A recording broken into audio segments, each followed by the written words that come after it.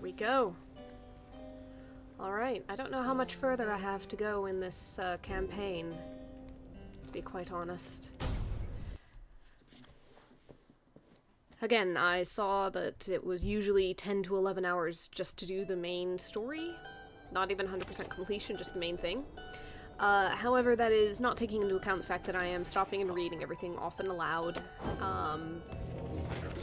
And I am, like, flying around and hitting the key interesting points. Downside climate. It oppresses every living thing except perhaps the native flora in a few specific areas. Once more, the recommended course is to keep moving. Moving keeps you warm when it is cold, or when it is very hot, use what strength you can to move somewhere you can think and breathe. The weather in the downside seems intrinsic to the different regions, which my good friend Molten Millithus shall describe. Shelter can be difficult to find, you cannot stay in it for very long. Perhaps, however, shelter can accompany you, rather than constrain you. Yep, interesting. Oh, there was another one, hold on. Where is it? Oh, down here? No, it's not the afterword, is it? I've already seen all the terms. Is it? Where is it? What's sparkling? On worth. Okay. The fallen empire of Pyre was ruled according to an ancient bloodline thought to be infallible. Our society shall instead be by those who earn the privilege. We the Eight, we cannot bear the burden of determining your worth. It shall be determined by your peers and by you yourself. We shall provide a framing through the rites to put you to the test against yourselves, against your kin, against your adversaries. The downside cannot let us all go free, thus freedom to the worthy. As the worthy, your true calling then begins. As you return to a society which longs to learn the wisdom you have gained through along your path, the worthy shall lead. It's an interesting concept, but I can see how it kind of fell apart. To be honest, even a team-based game is perhaps not the best way to determine leadership capabilities, necessarily.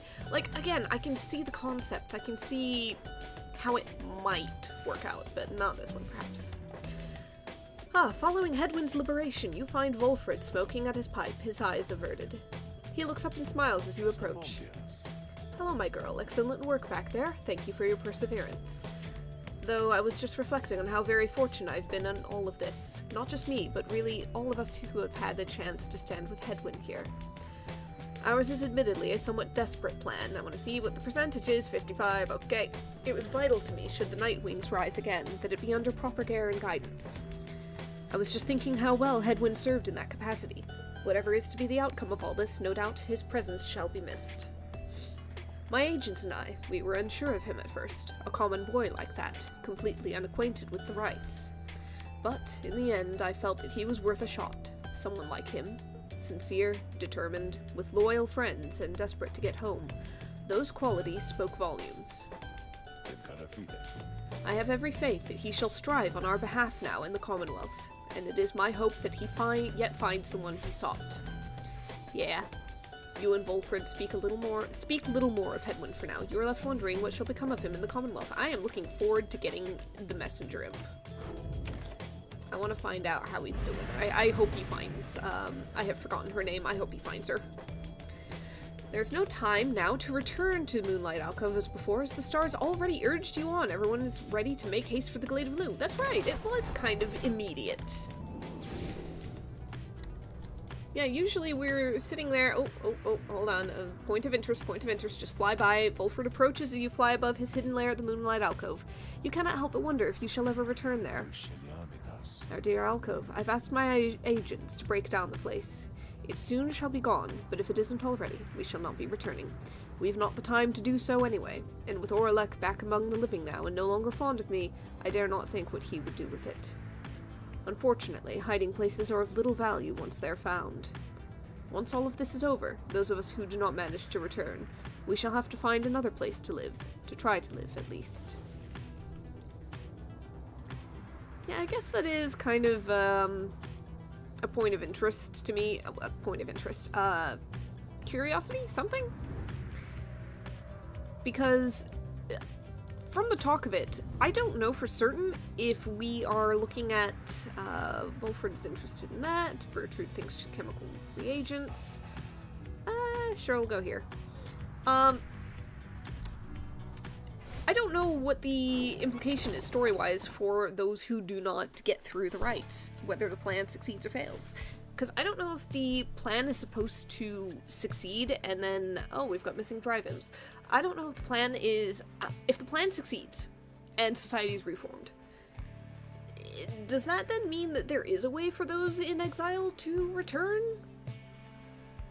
I don't know. I don't know. Anyway, let's locate missing drive-ins. Your intentions to explore the dense foliage of Needlefield were dashed when, on your arrival, several of the wagon's strong-willed drive-imps escaped. Oh no. Fortunately, their disposition towards mischief proves predictable enough, and soon all of the imps are once again accounted for. However, Volfred also has a nasty bite to show for it. A few upstarts among our drive-imp ranks is no cause for concern. You dressed the minor wound, which ought to heal soon, but the incident took much of your remaining time this day and left both you and Volfred waiting its merciful conclusion. Why did you want me to go there? Bugger it. Alright, I'm not using him. Glade of Lou, let's go. He's already slow enough. Stop the wagon, now. Okay. The black wagon has shuddered to a stop en route to the Glade of Lou. There is some commotion as Volfred motions for everyone to be still. They're ahead. It seems we have a visitor. He points into the distance.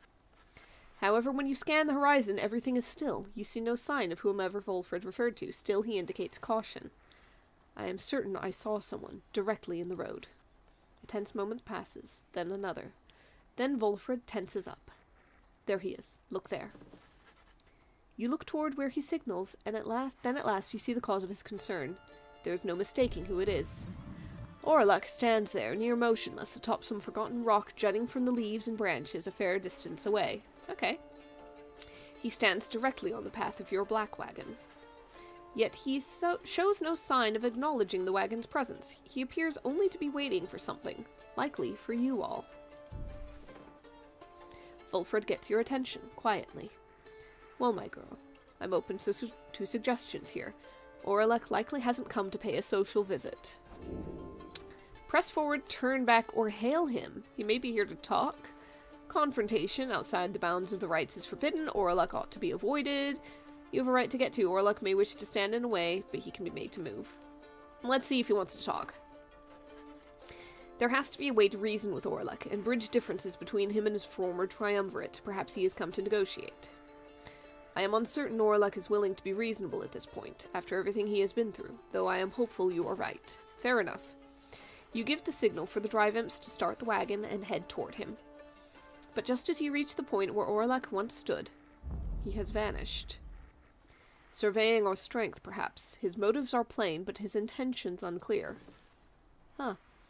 Indeed, Orlok is nowhere to be found now. The unnerving encounter causes everyone to fall silent for the remainder of the trip. Interesting. Okay. Your wagon finally arrives at the Glade of Lou, where still there is no sign of Orlok, or your next adversaries for that matter. Your companions organize a quick search about the premises, leaving you to watch the wagon until the rites commencement. Okay, so it's possible. I was thinking we're gonna face the accused, and it'd be the first time since the very beginning of all of this. I'm now wondering if Orlok is going to take over that confrontation. Okay. Okay. Something is wrong. Someone is here, alone with you. Oh my god. Okay. Well. Orlok seems to be examining various objects in the wagon. Whether he has noticed you, you cannot tell. What he is doing here and how he got in unnoticed, you cannot imagine. Can you imagine going through this game just going from point to point and only interact with the bare minimum of, like, character interactions, never looking in the black wagon? You'd miss this. I don't know how that would work. You watch him go about whatever he is doing, examining all sorts of things that you and your fellow exiles gathered on your journey. He shakes his head. All of these trinkets. What? They make the place homey.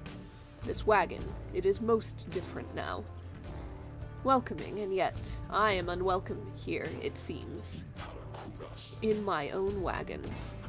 He directs his gaze at you, acknowledging your presence for the first time. You, a mere shadow. Tell me something.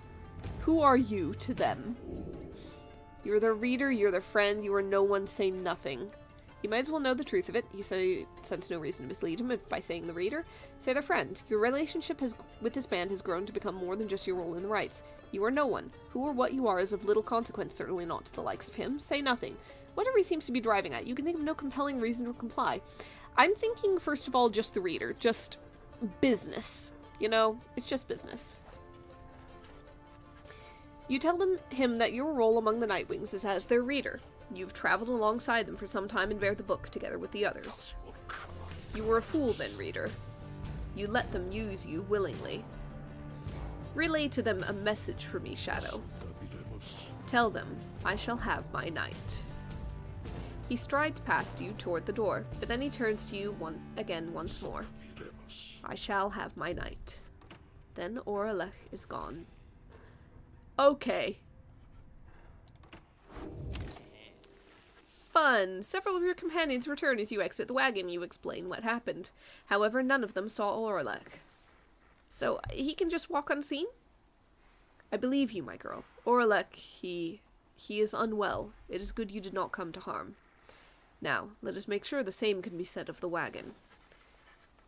You and the others conduct an exhaustive search in and around the Black Wagon for any signs of objects missing or tampered with, as well as signs of damage or foul play. The search yields nothing. No one finds any sign that anything was moved or tampered with. Even the drive imps seem calm. The incident leaves you questioning your own recollection of what happened. You try to clear your mind, for the rite is now soon to commence. Oh boy. Aw, say now, whatever happened to the smiley headwind guy? Did he really get out of here like I've been hearing, or what? Aw. Yes, he did. Typhoon bottle. Huh. Interesting, but I think I've got, like, special stuff on most of them, and I'm not planning on using, Heckin' Volfred. No more pinches of Stardust. I can't update anything again? Okay, fine. Sorry, buddy. I'm not making very good use of the shop. Let's commence this. Here, among the untamed flora of the Glade of Lu, you await the signal of the stars. There is no sign yet of your expected adversaries, the accusers. Bloody Oralech is gonna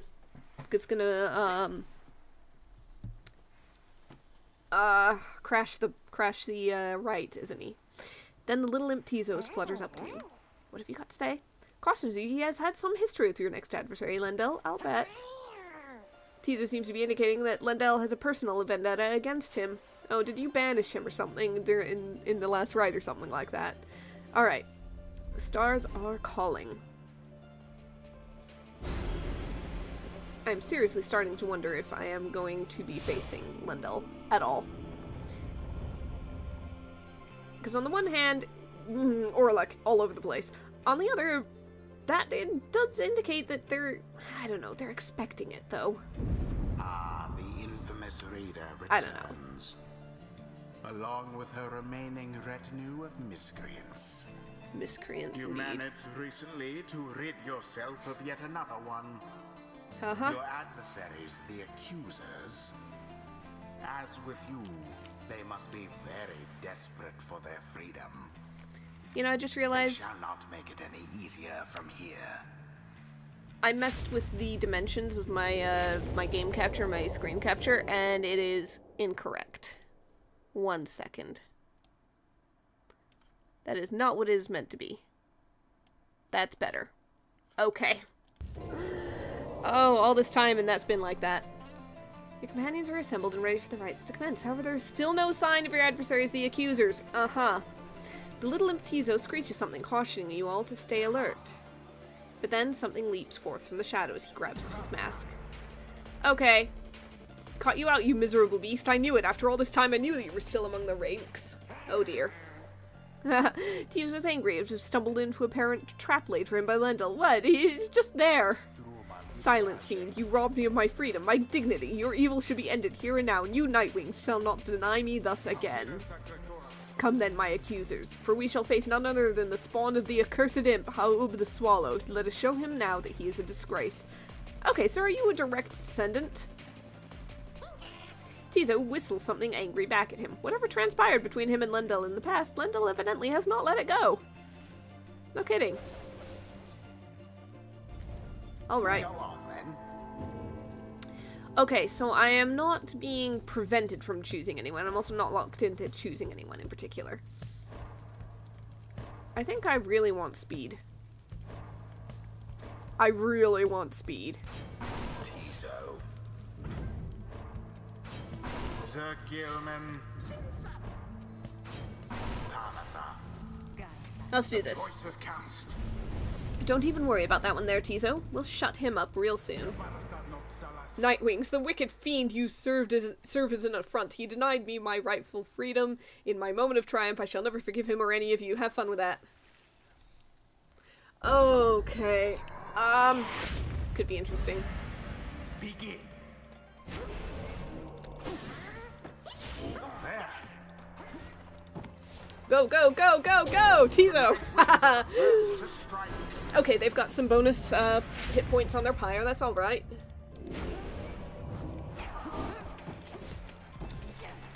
Go, go, go! Hamatha! Sublime. Hey, that's a feat of glory. Cool. Hold still, you misgotten little pox. We're not finished with you yet. Oh, that is a... Oh, yeah. Utters at Lendl a slew of the absolute worst in profanity. Your curses could not possibly affect me any further, you foul spawn, for you've taken everything from me already. But if I am to be trapped in this forsaken hole with you for the remainder of my days, then I shall see to it that yours will be as doleful as my own. Oh, buddy. That Lendl certainly enjoys a rousing speech. Though talk means Go, go, nothing go, in go, go. Oh, no. He's just flying. Now then. It was a crushing blow against them. Oh my god. How is this happening? They should be able to jump at me. Nope. Bye now. Got it. Yep, she's fast. Their fire shan't survive much more of that. Oh god. No more than a Please, stick of please flame. let me just finish them. Oh no. That was a mistake.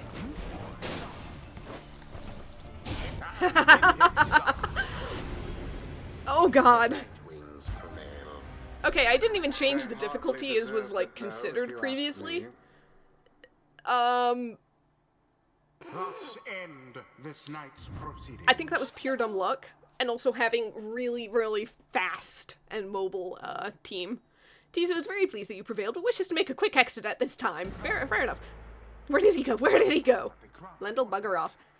That infernal imp, it is a monster in disguise, a fiend, come forth to torment me until the day I die.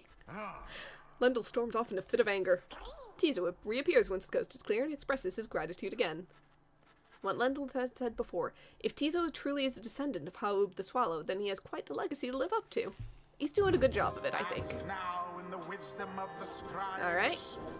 Ooh, we're not quite at level 5, but that's okay. Moving up, moving up. Okay, just a little bit. There we go. Yeah, he doesn't have anything. Okay. You may go now. No at levels, your fine. earliest convenience. You are a jerk. Okay. Woo! Nobody's waiting. Back at the Black Wagon, you find the lone minstrel examining your fellow exiles after they secured victory over the accusers in a rather one-sided contest. It is plain to you that none of them look well. Why? The lone minstrel notices you there and turns to you. Reader, the faster turning of the cycle of rites has put a strain on everyone. We have multiple cases of banishment sickness this time. None of them got banished once! But okay, fair enough. No, I was wrong. No, Tizo got banished a couple times. It is fortunate that your other oh, and also you get banished briefly whenever you go into the Pyre. Fair enough. It is fortunate that your other companions are available to conduct the coming rite, because I fear this group here requires rest. They're my best ones! Oh boy. You bid Tizo a swift recovery, and he nods weakly in response. You exchange a look with Pamathu, who seems exhausted after the last rite. And for Sir Gilman, it is clear to you he wishes to be left alone right now. You leave the lone minstrel to look after them and turn your attention to the stars that remain shining in the dark outside. Okay, so that is my best team. Now it's time to do a probably far less decisive, maybe decisive in the other direction, right. Haub, Gol, and Oris, and... okay. Alright, what have I got? I could go to Oris and go against the Templars, Chastity, or the Dissidents. I hate the Dissidents, to be honest. I don't know, I could go to the Chastity. I've got some very slow moving individuals for this next bit. I'm probably not going to do well with this.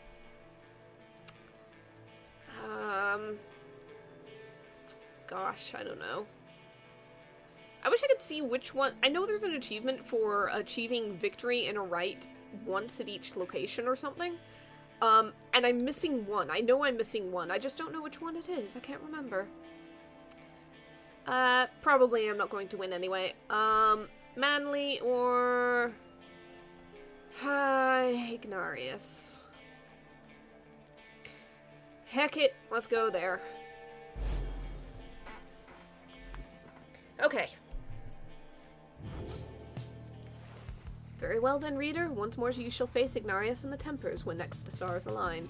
We may set our course for the Hulk of Ors at dawn. For now, please get some rest in the remaining dark of night. Okay, someone wants to chat. Tizo, you should be napping. Tizo seemed somewhat less tearful since his running with Lendl and the accusers. He approaches you, waiting for you to hear him out. Tizo seems unhappy about something Lendl said to him. He said a lot of mean things, buddy.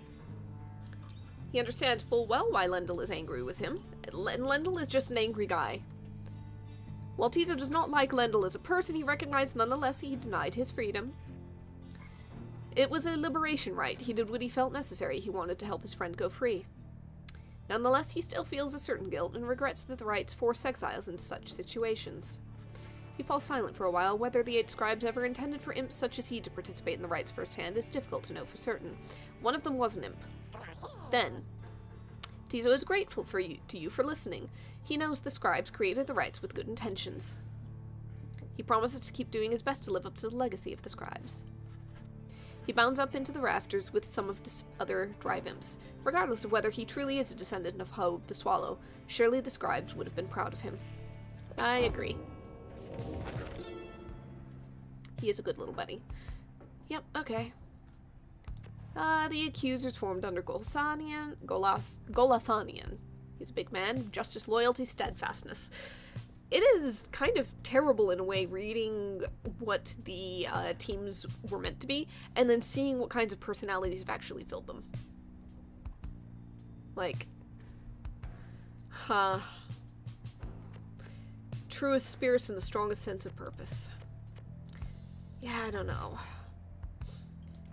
It's like most of them are jerks. The ones in the Fate are pretty good. But most of them are kind of awful, to be quite honest. Oh, right. I was going to check in the Beyonder Crystal and have a little chat with Sandra, because I have not been asking what's on her mind recently. Let me ask you something, lovely reader. Have you any idea for how long I have been imprisoned here? 1,000 years? Maybe guessing an absurd number may do something to raise Sandra's spirits a bit. You guessed that Sandra could have been in her current state of exile since well before the dawn of the current age. At first, she shows no indication that she even heard you. Close. Soon enough, I shall be getting there. I have been imprisoned thus for 837 years. You have a very good sense of time to be keeping track of that.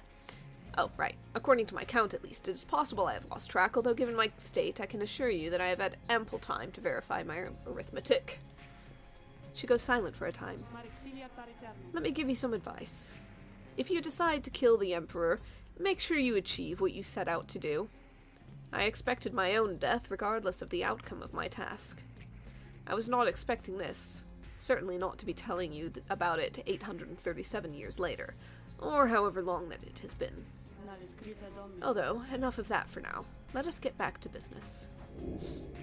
Alright. Let's go. Here we go. Continue our journey. So, okay. How long is it going to be before Orlek shows up again? Because I was not expecting that one bit.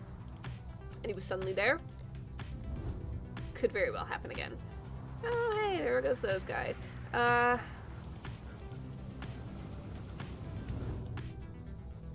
Okay, Underkin, Pass, Fathomless, Trench, Ragged Rock. I've got 3 options.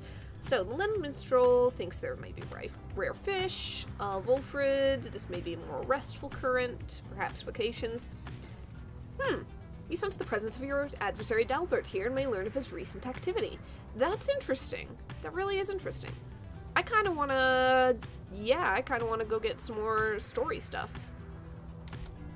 I like character interactions. I like Dalbert, honestly. Oh, scry for information. Interesting. Not what I was expecting, but okay.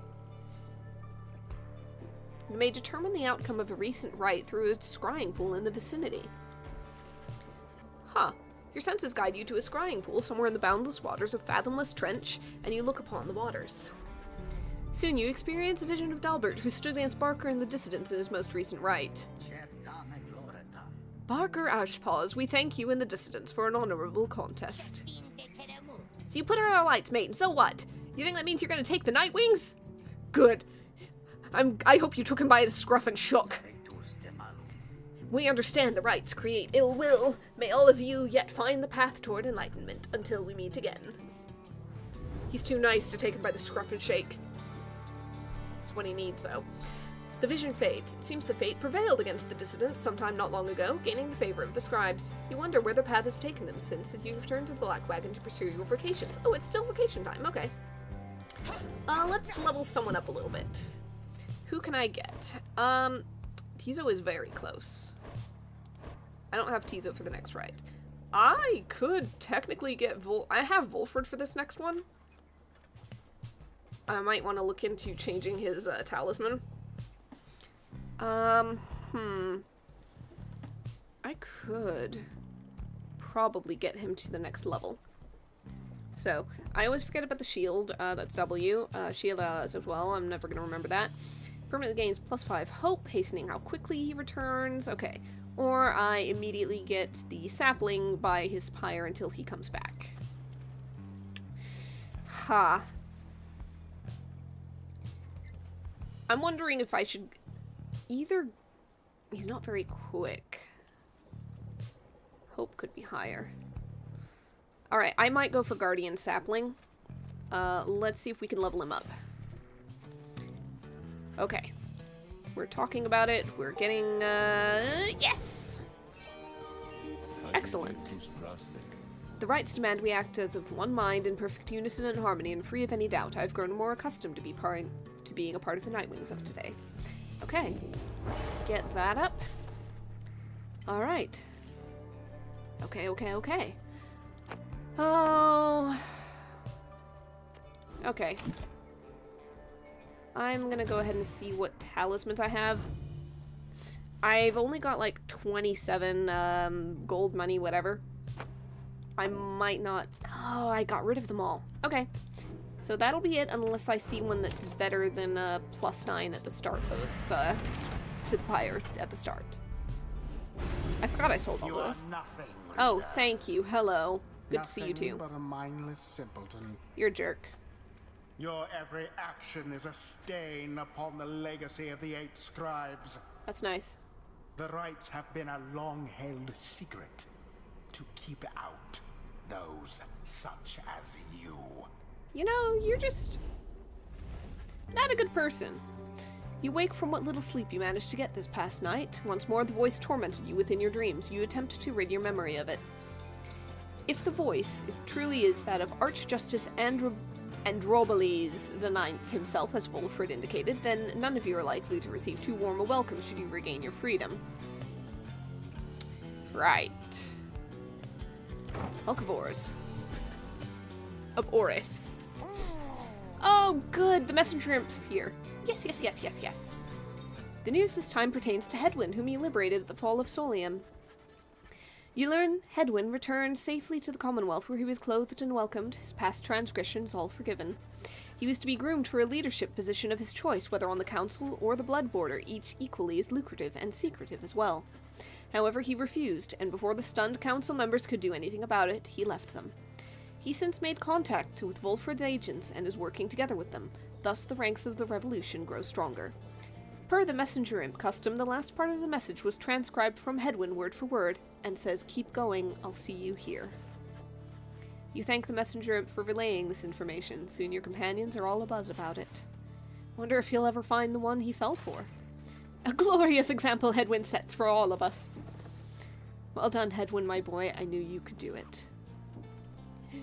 Tiso is happy to hear Hedwyn is well back in the Commonwealth. He did it. May that boy's spirit infect the lot of ye as would a plague. Thank you, Bertrude.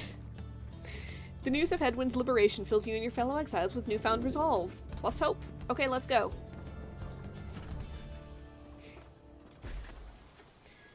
Alright, time to duke it out on the deck of a not quite rotting ship. Nobody is up for talking. That's interesting. It's been, Alright. Favorite customers. Definitely true. Thank you very much. Oh, those are just permanent things. Okay. I don't have the money for most of them. For the next right, for the next right, for the next right, next. Permanent. I do not have the money, and I don't want to sell the talismans of those who have gone on, even though I know that's supposed to be what I do. Next right. Nope. Okay, is there anything worth... No. +2, no.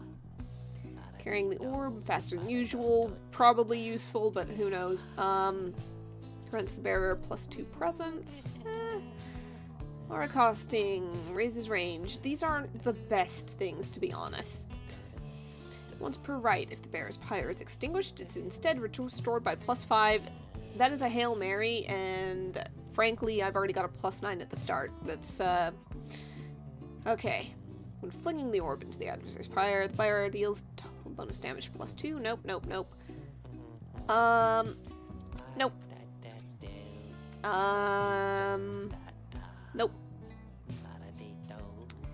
Grants. I mean, it's okay. Cannot be used by harps or saps. I guess. But I've only got a sap that needs a thing, at best. And I don't have the money for those. Okay, after getting banished, the bearer returns in a burst that draws in nearby adversaries. Interesting. And then there's the cursed ones. The aura remains but cannot be cast. Well, you can't use it. Worms, harps, or crones. Technically, I could put that on Wolfred. After getting banished, either returns with infinite stamina or is a fast-moving howler. No. 100% more stamina than usual, but cannot grasp the orb. Nah. Flame Leech. I do not have the money for it. Okay. Unfortunately, I'm just gonna have to go with what I've got and hope for the best. I'm sorry, Falcon Ron. I'm sorry. I don't need anything you have. Dark is falling as the preparations for the coming right against the Tempers are finally complete. The task took somewhat longer than usual. Jody, what are you doing? Jodariel, what are you doing? She returns, joining the others in as inconspicuous a manner as she can manage. You will have terrible taste. She grows angry about something then, but no one speaks to her of it, for the stars above ignite, drawing your attention. Across from you, Ignarius and the Tempers emerge and take position.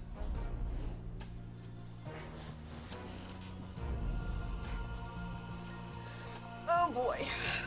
I'm not taking any of those.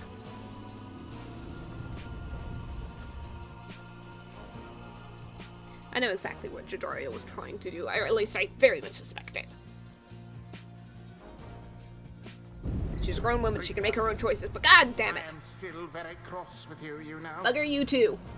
To think I saw in you a worthy heir.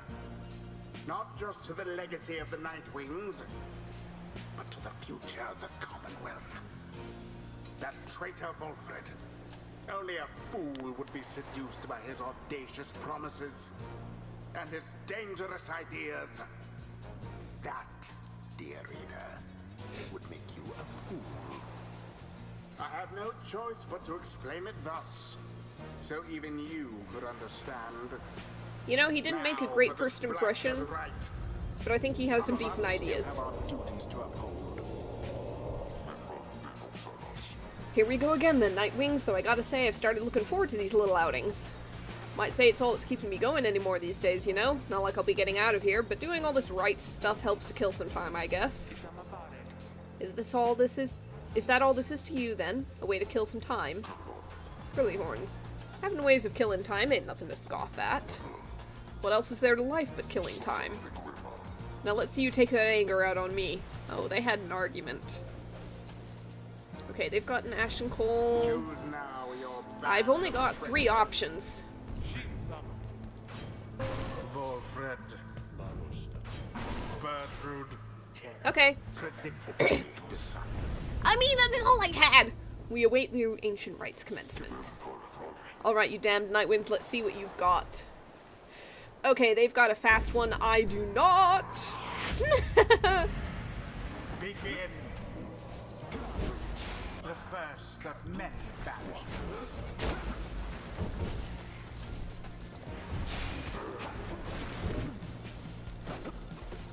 Dare to go, go, go! The Nightwings assert themselves thusly.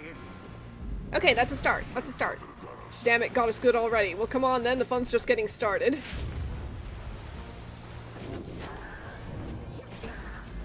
Get him. Get him. No!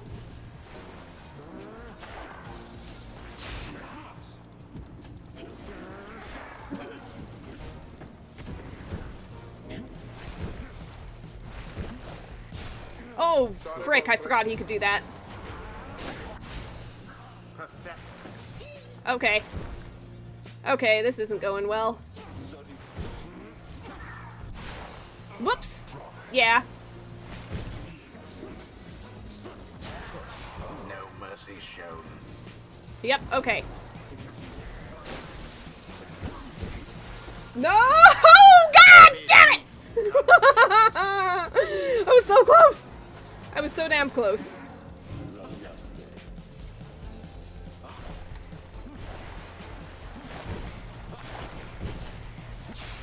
Nope, I could not cross that. I was trying so hard, but I couldn't cross it. Okay, nope. That didn't go well. Nope, okay. He got a glory dive. Bugger it, bugger it, bugger it, bugger it. Perhaps you are unworthy. You know, he's been worse than usual. A rude predicament for the Tempers. Go, go, go, Jodariel, you were so slow, but thank you. Oh my god. The Nightwings now are closer to achieving victory. Seize the orb. Haha! Her cast can go through things now. So good, so good. No safety. No safety. Nope! Safety, safety, safety, no! No, you poor Nightwings. Oh, shut it. Oh, you are just... I hate you. Decisive blow. Okay, I gotta move, I gotta move, I gotta move. Stop these people. Oh! Hell yeah. Jodariel plunged into their path. I got the achievement for 3 in 1 cast. This is the path to glory.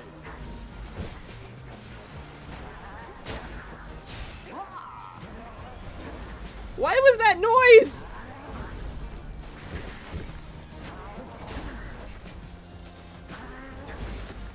Oh, bugger it. Yourselves wide open. He's too fast. Bugger, bugger, bugger, bugger, bugger. Oh no. Bears How? above undoubting. How he so fast? How they so fast? Fire shall soon be ashes on the ground.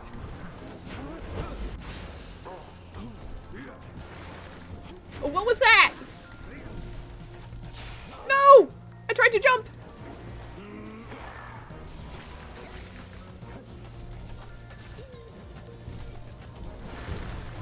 I thought they had you there. Oh, Nope. Couldn't move, couldn't move. all of the Tempers gone. Okay, okay. Tactically done. Oh no, there's 2 left! Ah! just once more.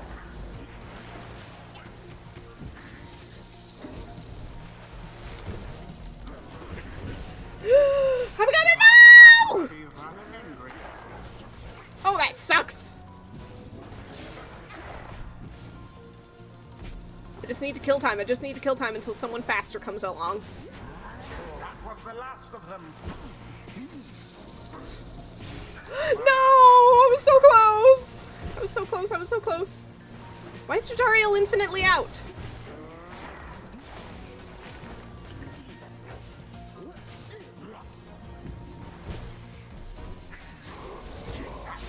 No!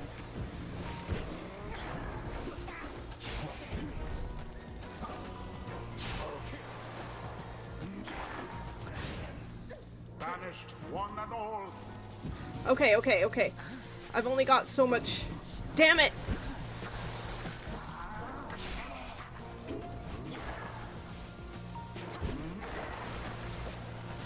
Quite the turn of events. Oh god damn it.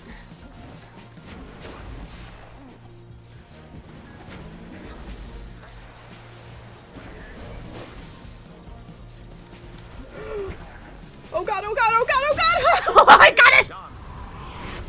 Oh my god. Nightwings prevail yet again. A narrow victory, yet nonetheless commendable. God, why was Jody infinitely out? They must have had a talisman that let them do that. The fight is ended. Ah! We Tempers, we were damn unstoppable. This again? There is much Woo. to learn from this experience. Alright.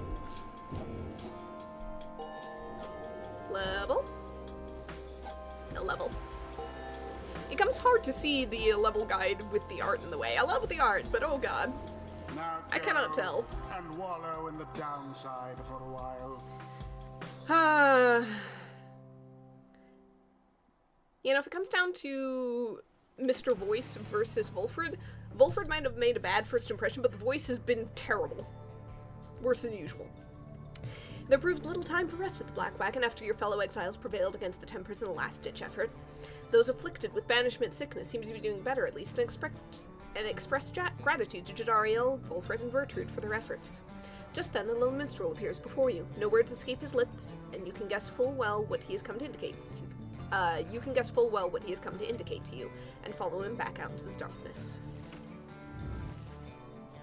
Okay. We're going to Solium already again. Here we go. The Golden Star. Oh, what does Volfred's planner say real quick? I am still facing the fate. That's alright. That's okay. To be quite honest, as much as I want to win, if it's the fate, I don't mind so much. They aren't jerks. You notice that the lone minstrel is standing there with you regarding the night sky. The Gate Guardian and I, we have paid witness to liberation rites upon the fall of Solium for a long time. We have seen so much. Yeah. And so, I am a bit taken aback is all, to see something which I have never seen. You look upon the stars together for a while, then I wish for you good fortune and the wisdom of the scribes on your ascent. The lone minstrel leaves you there alone under the night. It has grown very late, and you need rest. The Black Wagon shall have to take flight again come morning. Okay. I've got a page on the Tempers. I'm just gonna take a quick look at that. Just, yep, there they are. Yeah. Myr, the Horned One, formed the Tempers upon his own ideals. Ingrained in this triumvirate are basic truths about the dual roles of strength and gentleness. The Horned One, he has had a dualistic nature for as long as he and I consider each a friend. The stories I am told about Myr's youth describe no one I know. All of us are capable of more. I once was an imp that could not write. Myr once was a man that could not think. The Tempers once were ordinary folk. That is mean, but potentially true. Now they rise to greatness, always striving, never overreaching. They are not like Myr himself. Rather, they are what Myr wished he could be. Okay. Volfred, what have you got? Hello, my girl. Tizo and I, we were just reminiscing on old times. Tizo is happy to have Volfred back among the Nightwings once again. Thank you, Tizo. I am happy to be back among the Nightwings as well. Though you understand why we were forced to be apart for so long, don't you? Oh. And Tizo indicates he understands full well. I trust that Tariq provided some good company and song during the intervening time. Tizo confirms he did enjoy traveling alongside the lone minstrel for some time. And there he is, right on cue. Something I could do for you, Volfred, sir. Volfred laughs warmly at this. No, Tariq, we are well enough for now. Tizo and I, we were just remembering the time when we first met, the three of us. Tizo was rather apprehensive then, as I recall. He was merely being circumspect, I'm sure. Tizo has the sharpest instincts of us all. But the bite he gave to you, sir, it left a permanent impression, did it not? It did indeed. I consider it a mark of friendship. May it stay with me for all my days. Did he chomp you? It's a good reminder that despite the challenges we faced together in the past, my time among the Nightwings has been extraordinary. Likewise, can I say the same, sir? Ah, Tizo shares the sentiment as well. Volfred turns to you. I should apologize, my girl. Here we are talking of a history you do not share. Believe me when I say we're skipping over many of the bad parts. What I mean is, it isn't my intention to exclude you as we wax nostalgic. The Nightwings that you know, we are a strange assortment, are we not? Those of us who share some kinship from the past, I suppose we cannot help but seek some warmth in it. But it should not be to the exclusion of the friendships that we forge right now. So please, why don't you join us for a bit? Together you, Volfred, Tizo, and the Lone Minstrel talk a while about the times gone by. The three of them are pleased to be back in one another's company again, having grown close through the shared experience in the past. Just the same, they have welcomed you into the group. In spite of the hardships you have faced, some of these idle moments that you share together may one day form memories you think back on with fondness. Soon the conversation winds down, though it lifted all your spirits for the while. That's nice. Jody, what are you up to? Braiding her hair. Okay, fine. Alright. I wonder if she has anything to say now. What's on your mind? How very kind of you to visit me again like this, O lovely reader. For I was just standing about in the blackness of this void, thinking it would be most pleasant if something were to happen for a change. There was a long period of time that this incarceration of mine failed utterly to do anything but bring me peace of mind. Not much of a punishment. I invite you to imagine an upbringing among the Sisters of the Arch. Living on the outskirts of civilization, your days all full of training which could kill you or just cripple you for life. Ancient band of killers, trained almost from birth to carry out missions without fail. How do you suppose I lost my sight? Through glorious battle with the scribes, or in a careless sparring match with my master? Oh, she can't see. Ah, but I've not forgotten enough just yet. In any case, at first I welcomed the prospect of not having to struggle every moment to survive. But in less than 2 centuries, why, I started to grow terribly bored. It did not help at all that the Nightwings of the early days were the stodgiest lot you could imagine, obsessed with obeying the book as strictly as they could. Some of them started to remind me of myself, I think, when I was young. Such idiots, the lot of them. Ah, but what am I saying, lovely reader? I shall not bore you further with such matters. I would have bored myself to death back then, if only I could die. Like so many other things, I think mortality is something oft taken for granted, until it is taken away. So given your mortality, what say we get back to business here? Okay. Well, we have a journey to continue on. Take off and head north. Assuming that this is north.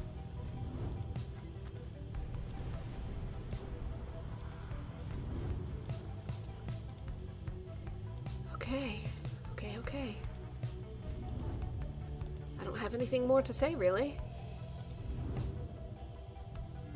Okay, Temple Cistern. Oh, point of interest. Okay. Let's have a look. Where is it? Where is it? There we go. Something appears different now about the Sacred Mountain west of here. The lands near the Emperor's Ascent and Emperor's Fall appear ashen. On the other hand, the once precarious regions below, which you know as the Temple High Road and Temple Cistern, seem swept clean by the elements. Huh. Wolfred observes all this alongside you. It is as though the entire downside now is well aware that soon the cycle of the rites shall cease to turn. The weather lately has been very much unusual, to say the least. In this case, however, it appears to have afforded us a bit of a shortcut. We should be able to make a landing closer to Scribe's Gate now. Just as well. I think all of us are feeling rather more on edge these days. A swifter journey to the summit means we can all conserve our strength for the coming trial. Yes, but that just means that I can give favor to fewer people. I kind of want to try and send Jody up. I'm gonna go there. I'm gonna give Jody what I can. You arrive once more among the fading glory of Mount Aldoliel. Alodiel. God dang it. Alodiel. It appears that Dalbert and the Fade have already arrived along the other route. Okay, the Beyonder Crystal seeks Wolfred. Of course it does. Of course it does. Yeah. Yeah. First of all, what's on your mind now? My best friend in all the world come to visit me again. Does it make you uncomfortable, perhaps, that I should call you thus? Perhaps you think that you do not yet know me very well, but I know you just fine. You reveal a great deal to me when you come to visit me like this. You're not the only one who can sense things in others, you know. She laughs to herself. One learns to read a bit when forced to suddenly appear within a book for 837 years or so, especially if one is wont to pry a little, you understand, for it gets rather boring here. I know all about you, a common wanderer who vowed to help her friends be free again, only to end up spending all her time talking to an apparition stuck in a stone. Oh, I know about your loves, or lack thereof, about your favorite pastimes, certain habits you may be somewhat loath to admit. Fear not, of course. I use this special knowledge only as a means to entertain myself, I think. And if you don't like it, why just keep your distance, like so many of your predecessors. As for the other Beyonders, they are as wraiths to me, as I must seem to all those idiots with whom you consort. I cannot confide as easily in my own kind as I am able to confide in you. But I suppose that I have said too much. Thank you as ever for the visit. You have given me a lot to think about, more than you know. I think she just likes making you uncomfortable as well. Scribe trial. Alright. You want Wolfred? Let's do Wolfred. Oh, that fancy talking sap, you mean. I shall be interested to see if he has learned something since last we sparred like this. Not with me in charge. Yeah, let's go.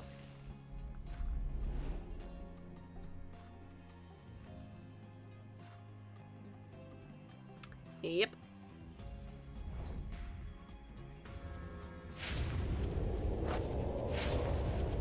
Okay. Listen well, Sap, you answer to me here. As you will, O Sandra the Unseeing. Proper as ever, then. Though I wonder if you have the wherewithal that you project. Show me, then, what you can do without the benefit of those whom you would lead, and let us see if you and your lovely reader have reached a thorough understanding as of yet. Oh boy. Oh boy. Oh boy. Yeah, good luck getting close to that.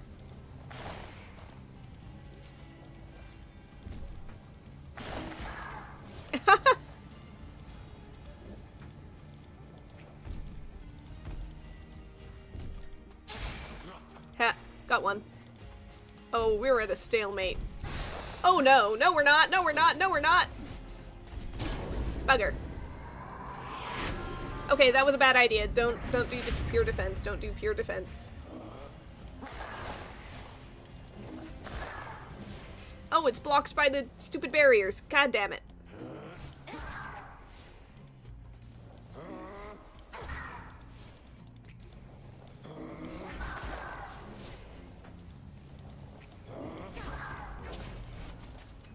Nope. This isn't bad. This isn't good. This isn't good. Okay, okay, okay. I need to do something different. I need to do something very different. Nope. Yeah, I don't know what I'm supposed to do with him.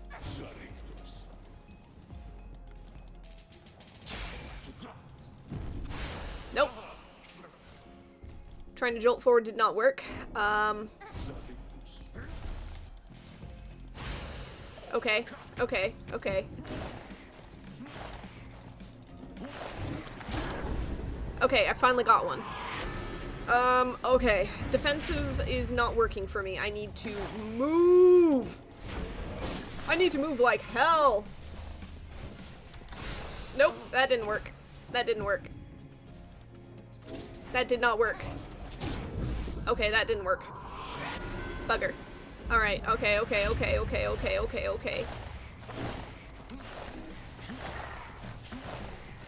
Get him! Okay. The only way to do this is, rapid teleporting! Nope, not like that, though!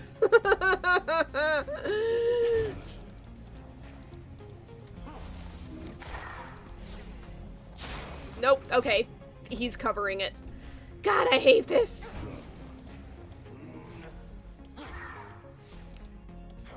Where can I put it? Not there? Where can I put it? Not quite enough! That sucks. That sucks. I can't put it inside other... Okay. I have to move! I have to move! I have to move! Oh god, oh god, oh god! Woo! I got stuck for a second. I thought I was done for. Okay. Alright, so I did learn something. The sprout cannot go inside the aura of another sprout or person or whatever. So, okay. There was some fruitless casting happening there. Flattering shall never get you anywhere with me, Sap. Nonetheless, your performance was sufficient and you passed my test. Thus, congratulations are in order. Thank you, thank you. And let's get moving, I guess. Oh, gosh. Oh, you can cancel out of the... You know, I always thought once I started an aura cast, I was stuck. I don't think I've ever hit shift to get out of it. Okay, what did she leave? Lose bow. Blink ability transports him faster than usual. Accepted. Let's go ahead and slap that on him real quick. Trade, yeah. Okay. It is only a rank 10, so it's not as good as it could have been. Let's get the Crone Scribe's favor. With some time to spare after having landed, you joined Jodariel on a brief expedition to the Monument of Molten Militha. I sometimes cannot shake the feeling I am cursed. These Hordens of mine, for instance, I have you scribes to thank for them. If I have brought you some amusement, then, I ask you to be favorable to my companions. They grow anxious at their few remaining chances to return. Okay, vocations. Accepted. Who can I level? Can I level anyone? I could probably get... I wonder if I can get Jody up to the final thing. Salute. Okay, it's either salute or banish and recover all stamina. I never remember to salute. Let's mentor Jody and let's see if we can get to level 5. Okay. Let's go. That did it. That did it. Okay. It did it indeed. The rites would have me think that I have nothing left to learn, whether it be falsehood or a contradiction. I am yet uncertain. Alright. So, I think we're doing that one. Despite all we have seen, I have yet to be convinced these scribes yet live. Fair enough. Okay. We continue. Let's get going. Scribe's Gate. Oh boy. Oh boy. Again you stand before Scribe's Gate, where the Gate Guardian regards you all above an archway carved from stone. The exiles of the Nightwings, you must know by now that once the stars no longer shine, this rites shall cease. For now, step forth. Except for you, Tariq. You stay right there. Greetings, Celeste. The Nightwings are prepared. And as for me, you shall not blaspheme under the gate again. Do we understand each other, Tariq? I, Celeste, I apologize for my behavior before. I shall adhere more strictly to my duties. Be sure of it. Now each of you, come forth. Please state your names and what it is that you seek while crossing the Scribe's Gate. One by one, we go. The 8 scribes bid the Nightwings welcome. Go forth with glory. Am I free to accompany them, Celeste, or shall I remain here? She looks at him a while. You are free to accompany them, Turi. As you will, Celeste, until we meet upon the summit, then. Okay. On we go.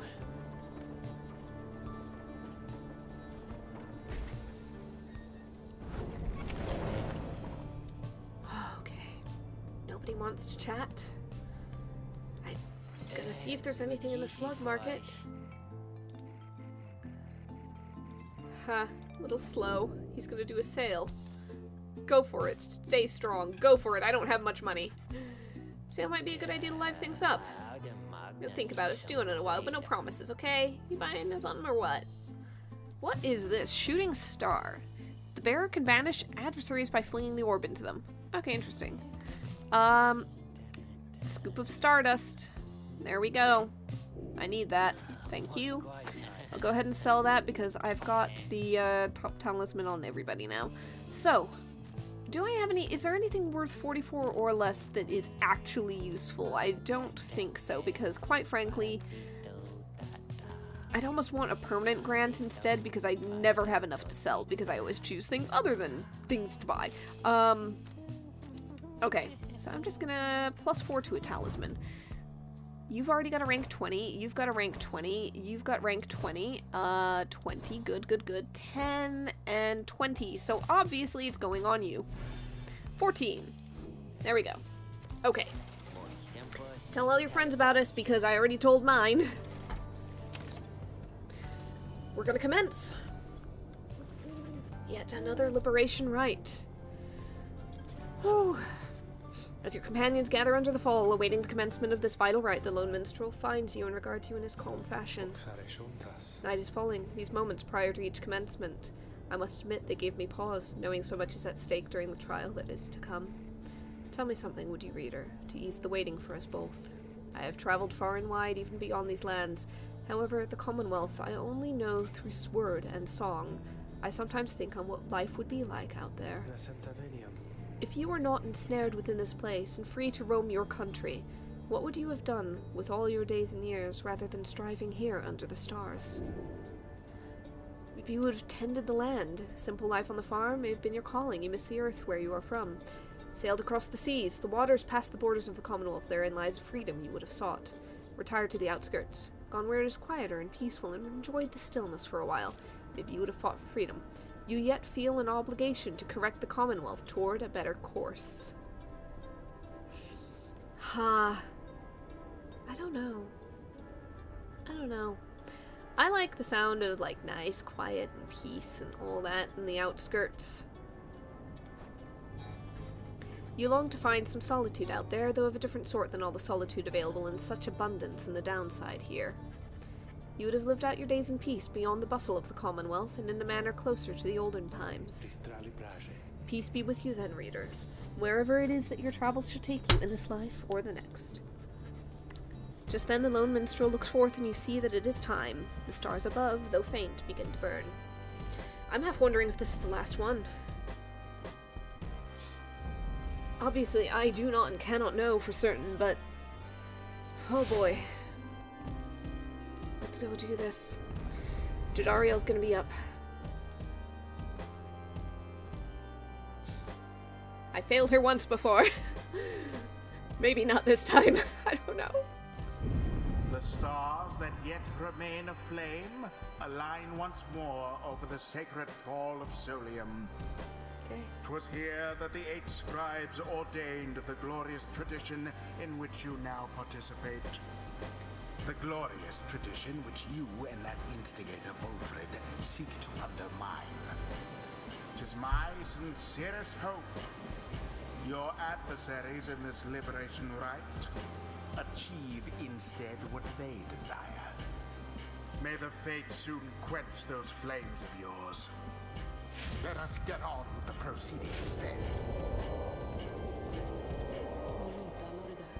Alright, let's go. Whoops, clicked away. Oh, anointed one of the fates, come forth now and declare yourself. The bent old cur, Dalbert, steps forward and struggles for a moment with his mask. Greetings, good heralds. I am called Dalbert Oldheart. It is the greatest honor of my years to stand upon this sacred site upon which the 8 scribes first anointed these glorious proceedings. Nightwings, we are honored to be in your presence once more. Father, they're our adversaries, not our hosts. We need not be so gentle with them. They shall do their utmost to keep you from your freedom. Dalbert, your son speaks out of turn. Control him. My sincerest apologies for his unnecessary outburst. Almer, please, we have worked toward this opportunity, and we must make the most of it. He puts his mask back on. My son and I stand ready to begin.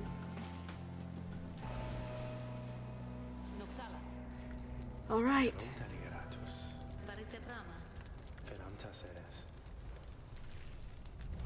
Whom do you endeavor to return? Jody. Jodariel, Again, have I been chosen? who shall lend her support? I'm trying my best. Tizo. He's determined to help. Yes. And Sir Gilman. Sir Gilman. This time for certain! Fine. You've got the enthusiasm. We give thanks to have this opportunity to face you, O Nightwings. Now let us strive to do our fullest capability with honor and with grace. Save your strength for the right, Father, and for the voyage home. Let this be our final battle against them. It might well be whether we want it to or not. Commence.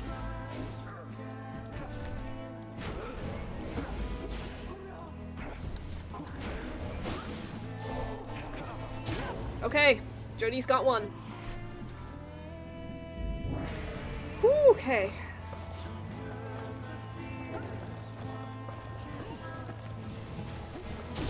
Alright, Gilman's got one.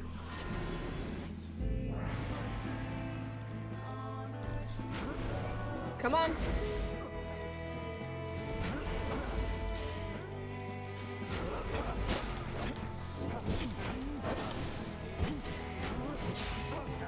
Oh, damn it. Oh, bugger, I forgot that. I forgot he did that. Okay, he got one. Okay. You know, I always cast on instinct, and I forget that Tizo's cast takes him out.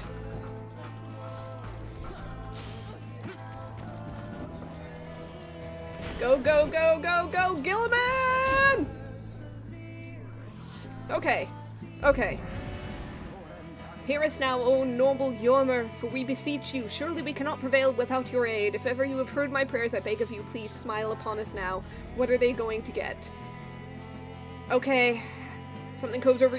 Oh, if I get banished, I'm not I get slowed down. Great, okay.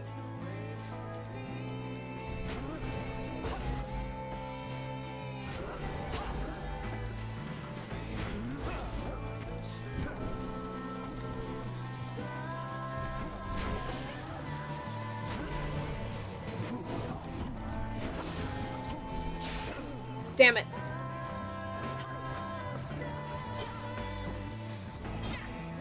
Oh, bugger, I did not do that well. Okay.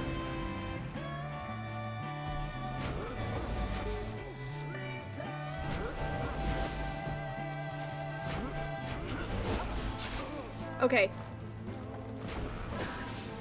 Oops. Get him, get him, get him. Tito, get him.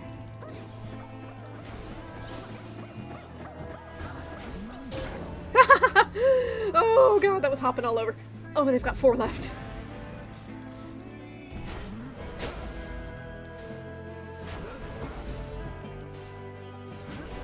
Acrobatic little things.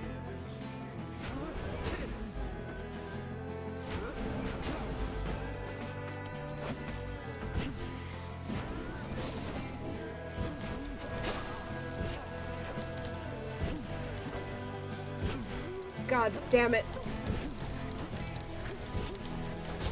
God damn it.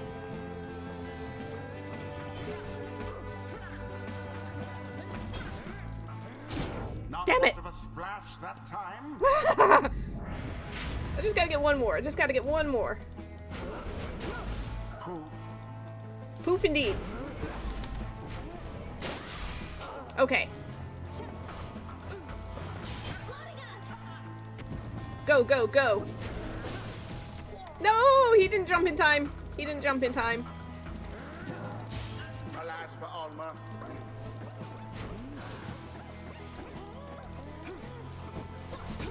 Nope.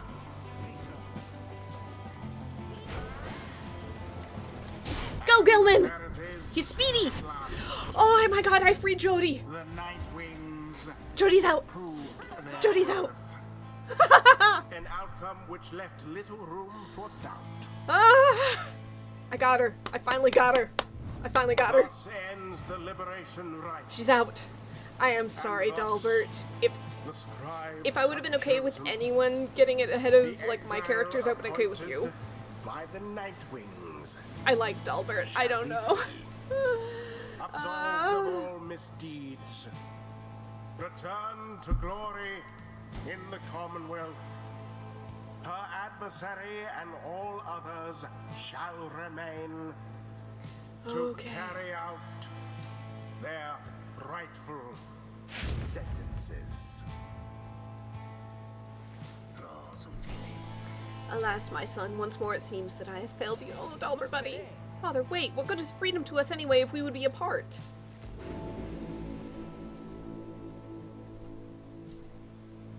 I love how he's standing on a stack of books. After all this time, she turns her gaze toward the rest of you.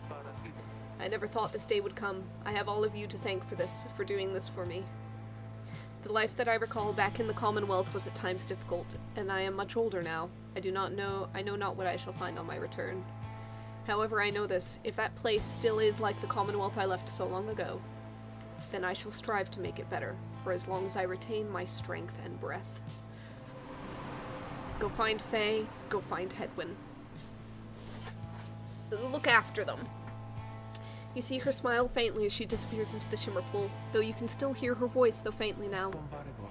Farewell then, reader, all of you, for now. May she return in glory. Godspeed, Captain Jodariel. Perhaps the scribes are watching even now. Watching as their glorious tradition draws to a close. How much more do I have? Was that actually the last? Are there any more? Hidden power, terrible unbridled fury seems to have awakened within Tizo. All in all, he seems very enthusiastic about it. Oh, buddy, I love you. You're great. Okay, so, implode can banish in a wider area, or if banished, he drops a moon sign allies can instantly transport to from their pyre.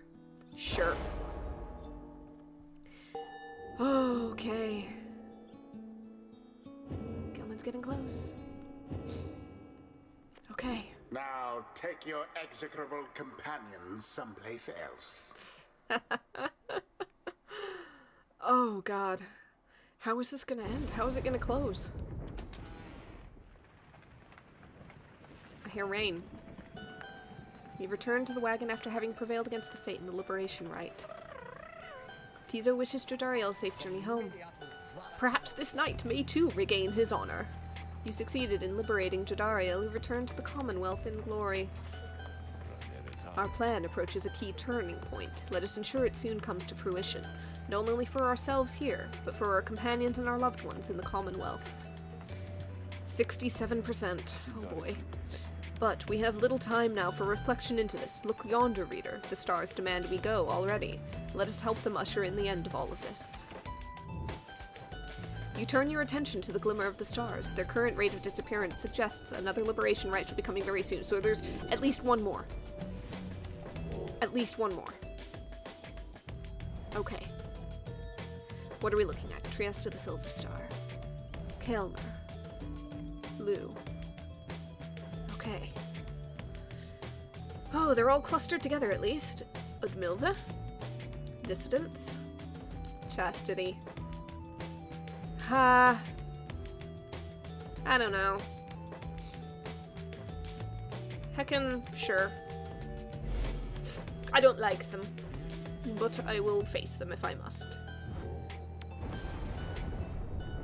Alright, Nest of Trieste, and we'll face the Chastity. Your adversary, H. Manley Tinderstoff, likely knows the cycle of the rites is drawing to a close. His last remaining chance to earn the favor of the scribes and then regain his freedom likely hinges on the outcome of this next rite. The cycle of the rites is soon to end, the exiles of the downside striving to be free. Your adversaries, your companions, even you yourself are running out of time. All things come to an end, I guess. Okay, on history. This book cannot accompany you if you should earn your freedom. It is to remain here for your successors, for it is bound together inextricably with us. There is no sorcery, however, to prohibit you from spreading forth its teachings. We charge you to go forth and share what you have learned along your path. Reveal not the rites themselves, nor the existence of this book. Transcend its bounded limitations, for it cannot be transcribed, and any such attempts shall fail. Beware of those who would dare to read it on the other side. Under their guise of seeking wisdom may yet lurk a much darker desire to undo that which we strive to do.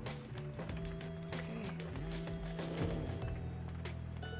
Real quick, I'm gonna see what Sandra has to say. I've neglected her. What's on her mind? Please, reader, leave me be. I asked that you leave me be. Go about your business. Go, watch the stars die out and get your idiots their freedom. And be sure to tell that herald with whom you consort that Sandra the Unseeing did her job. You tell him that. Perhaps that way he shall put in a good word, and the scribe shall finally provide for me a bit of reprieve. She falls silent for a time. I do not know what else to do, reader. But you remain with her, letting her draw whatever strength and comfort from your thoughts as you are able to afford. That was kind of you. However, let us conduct our business. I care not for pity. Do not come visit me again like this without my asking. I insist. Interesting. Okay. Okay, the Lone Minstrel. After the liberation of Jodariel, you find the Lone Minstrel back in the wagon, looking as though no such thing had just occurred this night. You think you see him tilt his head as you approach.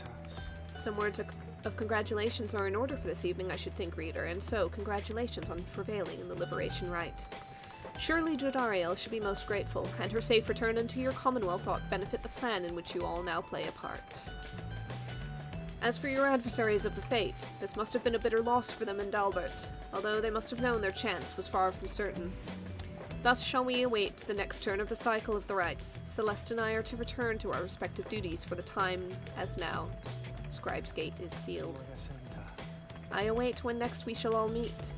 When next you may live up to the glory of the Nightwings in the eyes of the 8 scribes would yet shine down for us.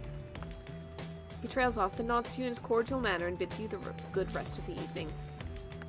So is he staying? Continue our journey.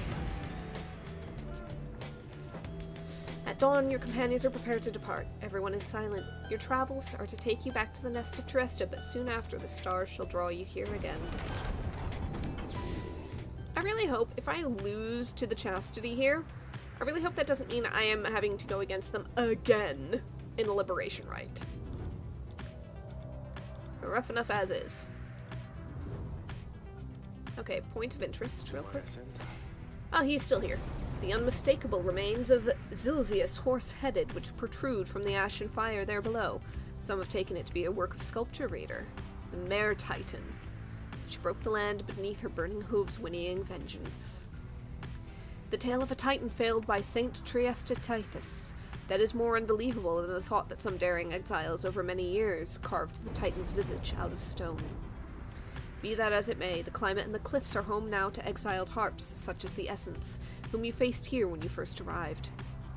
Even they do not know all of the locale's sacred significance.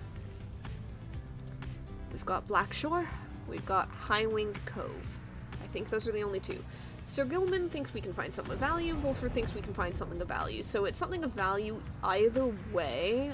I could get a permanent buff for someone, maybe. Yeah, let's go with Blackshore. Alright, let's land. Black Basin. Anyone to talk to? No. Explore Blackshore. Let's go. Something about the stifling vapors of Blackshore gives Sir Gilman a strong intuition to explore the area. Together you set out to take a look. Mayhaps this knight could escort you, Master Reader. There seems to be nothing in particular in the vicinity, but then Sir Gilman raises his voice. Halt! This knight's keen eye has located something! The object in question is lodged deep in the ground and bears the mark of the rites. You sense you may be able to secure its contents, but the mystic wards will not be easy to undo. Attempt to open it. You focus all your mental faculties on the mystic ward sealing the box's contents. Soon you are left exhausted, but the box's lid unfastens. Inside it is a talisman, placed there perhaps by one of your predecessors in the rites from ages past. The luminous idol. After grasping the orb, the bearer instantly recovers all stamina. They usually have plenty of stamina when I get to the orb. Return to the wagon. So I will probably sell that. Oh, someone wants to chat now. Sir Gilman. Oh, Sir Gilman was fuming in anger over something, so much that you were hesitant to approach him, but you approach him anyway. Exile is too light a sentence for this night. Calm down. He notices you then and seizes up. He begins acting rather nonchalant, as though his outburst did not just transpire. Oh, greetings to you, noble Master Reader. What brings you to this night this afternoon? Is everything all right? You maintain a gentle tone with him and ask whether there is something you might wish to discuss. Sir Gilman perhaps could benefit from talking through his woes. He stands there for a time, silent and dejected, but then... Master Reader, this knight cannot escape the horrors of his past. It seems that you would hear them. Then you have this knight's apologies ahead of time for burdening you further with his troubles. Having said that, here then are the troubles you requested. You are, of course, familiar with the siege of the Spiral Sanctum. For this night, the memory of it is like a wound which will not close. This knight stood there on the front lines whilst the High-Wing remnants descended upon us. So furious was their assault that our chain of command was ruptured instantly. We of the Sea Dominion, we require others to perform our duty. Without such orders, why, we surely made a very easy target there that eve. One by one, then 2 by 2, they picked us off, becoming bolder, some of them, shrieking with laughter all the while. This night, he saw his comrades cast aside like sea flies. How this knight survived, he does not know for certain even now. Perhaps it was that he attempted to pursue and to detain his own knight commander, whom you met when you first met this knight. That cursed Sir Deluge, if not for his craven cowardice, the Spiral Sanctum it might have held at least a while longer. But instead, we were routed. Rendered spineless both in form and deed, Sir Deluge was the first to turn and flee as our chain of command crumbled. And as for this knight, he failed to catch his knight commander. He must have looked a coward too. Thus came the time for penance, and this night, why, he insisted on the only course of action reasonable. He insisted on the sentence to the downside. And as you can plainly see, his wish was then fulfilled. How absurd that he should re-encounter his old knight commander here soon after. Thus did this knight become obliged once more to Sir Deluge. We took to the waters in the Sea of Solace, where soon we met the Pyrehearts, a triumvirate exclusive to our kind. It was plain to see that they lacked wherewithal, and Sir Deluge, they thought he could provide it, the leadership they sought, and his was too much of a coward to decline. As for this knight, being of the Sea Dominion, he had little choice but to comply, or so at first he thought. When this night, when he encountered you and the Nightwings, something awakened within him. With so little honor left to lose, and so much left to gain, it became eminently clear that this knight stood a better chance within your ranks than those of Sir Deluge. And there is little left to say. This knight cannot escape his past, and yet he chooses to believe that he was spared that day not merely by coincidence. Perhaps Under King Ores yet has plans in store, in which this knight may play a part. This night he clings, however vainly, to that hope. He slithers away, his head bowed low. It seems best to leave him be for now. You sense he feels relieved at having shared all of this. Alright, we've got an update to the bio. Crime none. Motive not applicable. He volunteered for exile. 3 years. Alright. I think I've got everybody who's here now. I never did find out headwinds. Yeah. I can only suspect it has something to do with the probably very illicit, like, romance, but also that seems to be an unknown factor, like a secret, so I don't know, maybe nobody found out about that. Maybe it was something related to it, like he refused orders or something. At dawn, Wolfred finds you shortly before the wagon is set to depart. It seems we are once more to face that foolish Manly, then, if I'm to understand. He shall be rather desperate to secure his chance at liberation. Let us be extra vigilant against him. Alright. He's got mixed emotions about this one. Head up to the nest.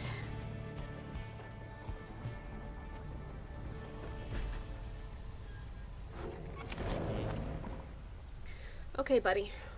What have you got? Hey guys, where's your friend? You know, the big one with the horns, likes frowning, stuff like that? Something happened there or what? Heard a crazy story, she just flew on out of here or something. Anyways. So, we want to keep that. We can sell this. Yes, please. It only gives me 79. I think I can... Hold on. I can raise his rank by 5 and it would be close to full at that point. Take all of my monies. I cannot afford either of these anyway, so sure. Proceed. Done. Okay. Good enough. Link ability transports farther than usual. I will take it. That's how you get a repeat customer there, Dad. You give them a deal. What is the new page about downside diseases? Did I read that right? Downside diseases? I did. Ailments in the downside often give no warning when they strike. Those who keep moving and make no attempt to settle, they reduce their risks. The afflictions come in multiple varieties. In the bogs of flagging hands, a pallor tends to sink into the skin and then into the mind. The nauseating sea of soulless north of there is difficult to tolerate for some to tolerate. That would be me. Very hot or very cold environs bring their own specific side effects. My coat is not as lustrous now. My fangs are long. Like all aspects of the downside, all these ailments share a purpose, to test your body, mind, and spirit. They only appear to harm. Accept them, surpass them, move on. Okay. Alright. Ask what is on her mind. Why are you doing this, reaching out to me again, like this? I have been abandoned in this blasted rock more times than you could count, reader, and each time I have laughed it off, like so. I fear it will be different this time. Before, I knew that someone else would come around and pick up where the previous idiot left off. But now... Oh. She scoffs, then falls silent for a time. Yeah, without the rights... Who would pick up... Why would there be triumvirates who would pick up the crystal?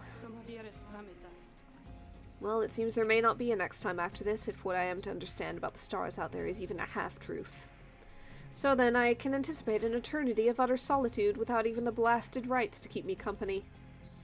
Understand that while I may be an apparition in glass to you, I yet retain a shred of self, and do not happily foresee that outcome.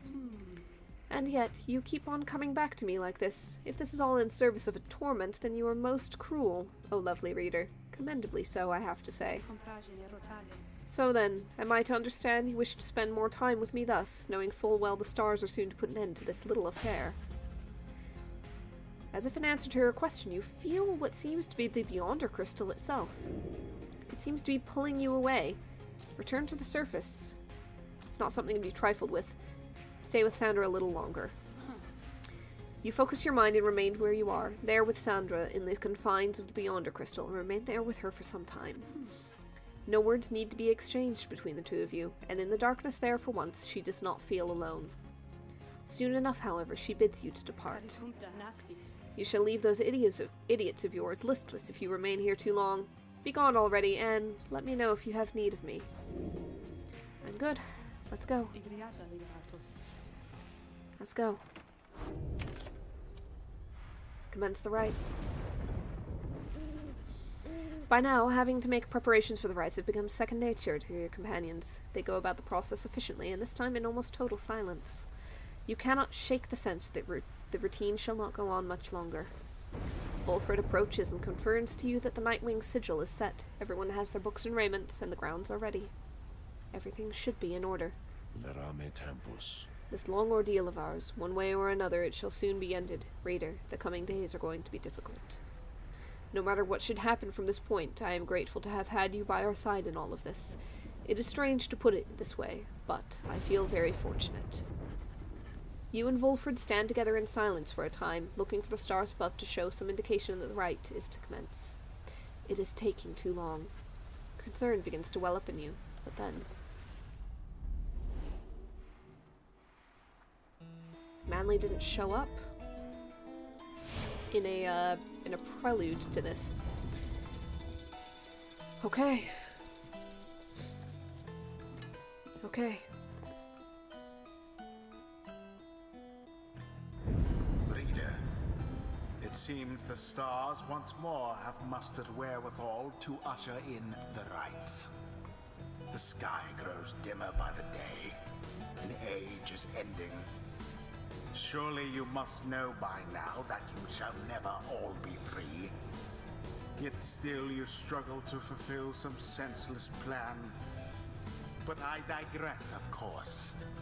Some of us still honor the tradition. Some of us hold dear the teachings of the scribes. The pyres on each side are burning bright. From across the field, you observe the leader of the chastity approach and remove his mask. The Nightwings come at last to stand once more directly in our way. I sometimes think you've done this just to spite me, or is that not so? Though, hold your tongues, I do not even care to hear from you, in fact. The time for civil discourse is gone by. All that remains is bitter rivalry between the greatest of triumvirates and yours. Yep, okay. Fair enough. So, they've got a speedy fast. I besmirch. Ha! Tizo, yes. Gilman. Sir Gilman. And I think the way to go might actually be Bertrude. Because she can blast through things and is very fast. That might be the way to go. Bertrude. Let's try this. With that out of the way, Our adversaries of the Chastity, if this is to be our final confrontation against them, then let us show them our true power here and now. Oh, you Nightwings, but now I ought to know better than to waste my breath on you. Know that the indignity which you have put me through shall not go unopposed. Okay. Tizo, you're up first. Commence. Yep. Good. First to strike the We gotta go fast. We gotta go fast. Absolutely have got to go fast.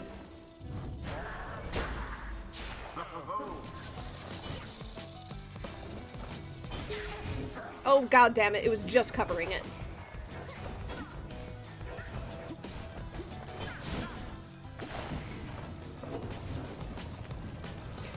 Gilman! exactly Woo! by the book. Okay. Okay.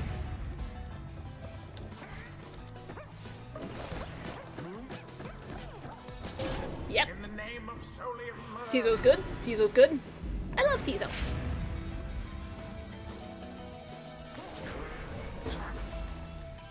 the orb.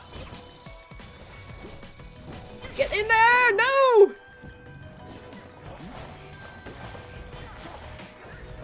Okay.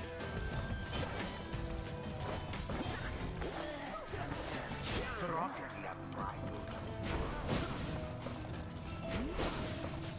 Oh, god damn it. Oh, he just got there. Okay, okay. We got this. Oh, how very charming, this display, but quit it now and let old Manly put an end to all this before you make a terrible mistake. Oh, damn it. So banished.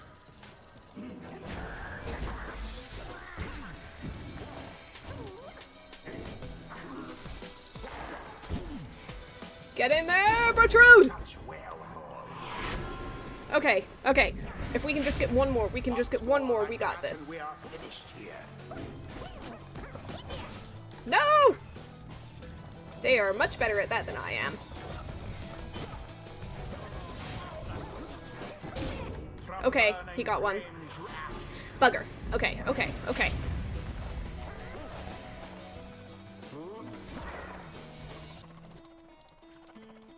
Oh, screw you. Now take it. Get it! Woo, Tizo! Good job. Good job, Tizo. The Nightwings prevail. Oh, don't sound so disappointed. Mayhap the scribe shall simply smite them down next time. You would just keep throwing hissy fits. The rite is complete. Alright, Tizo. Well done. MVP. Pleased to have prevailed, though he wishes that the chastity find their peace. I don't think they're going to find peace with Manly in charge. This knight declares the taste of victory is sweet indeed. We prevailed against a worthy foe. Ye chastity, ye conducted here with such fury and such desperation that we must commend ye for it, despite the outcome, which hath favoured us. Why have you spurned me thus, Nightwings? I shall never understand. You bring great harm unto our country by preventing my return. Know that your wrongful deeds are duly noted. The rights do tend Okay, to teach Tizo cannot something rise of in rank, trust. fair enough. Oh, he almost made it. So close. Not quite. Okay. And not quite, okay. That's fine. I eagerly await our next such outing. Oh boy. How much more? How much more? Here's the question. Do I have one more, or are we going straight into Liberation right time? Show me the stars. Inside the wagon, after defeating the Chastity, Sir Gilman is discussing aspects of the outcome with the others when the lone minstrel seeks you out. Pardon the interruption, reader, though I need to ask a moment of your time while the night is clear enough for you to see. Please come have a look outside. Perhaps news of your next destination may further stir the hearts of your companions. Oh, yep. Straight into Liberation Right. I'm thinking this might be the last one. I don't know for certain.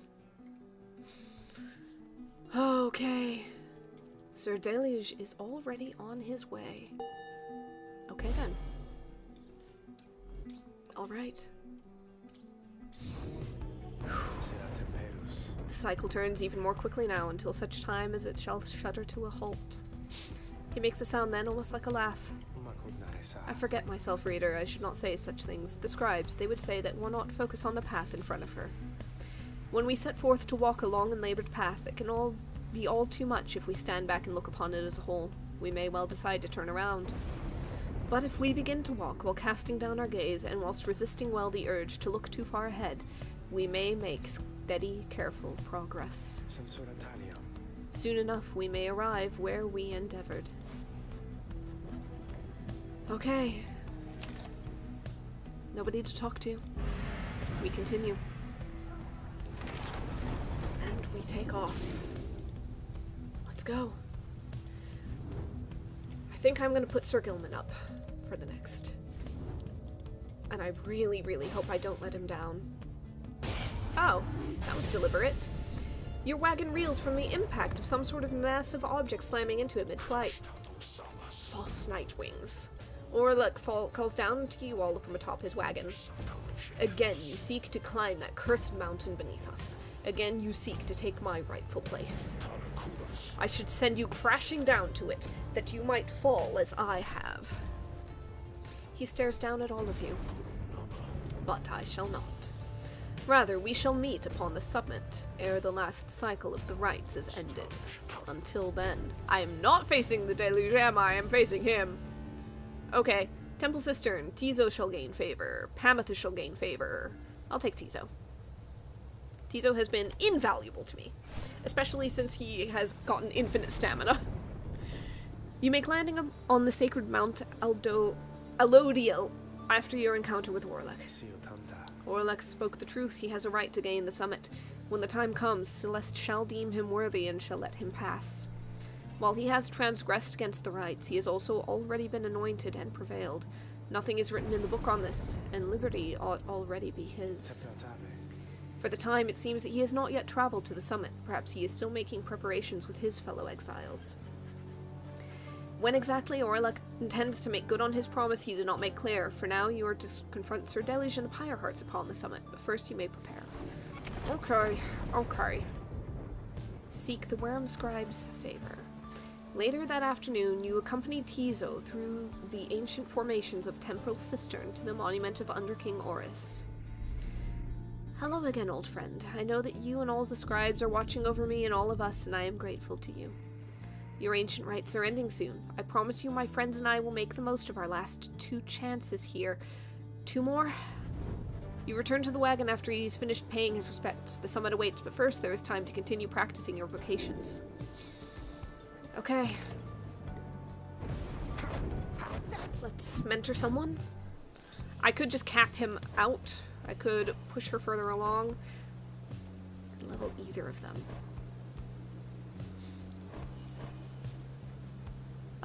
What can I get for Bertrude? Charge up time is greatly reduced. Yeah, I might do that. Educate us, indeed. So. Oh, this land so rife with eldritch knowledge, long forbidden in the Commonwealth, we learn the stuff of fear itself. Okay. Oh, right, there was that one too. When Bertrude's Pyre has less health than her adversaries deal 10 less damage to her Pyre. So we last longer if we're struggling. Honestly, not a bad idea, but, I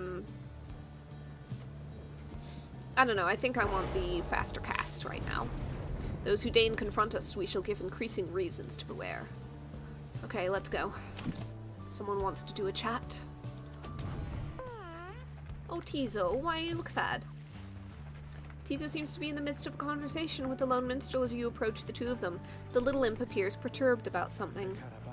And above all, he was very, very loyal. Fiercely so, in fact. All throughout the land knew better than to underestimate him in spite of his little stature. In that respect, Tizo, and in many others, I might add, your great-grandfather was very much like you. Tizo seems to be asking the lone minstrel to confirm he's not playing some sort of prank.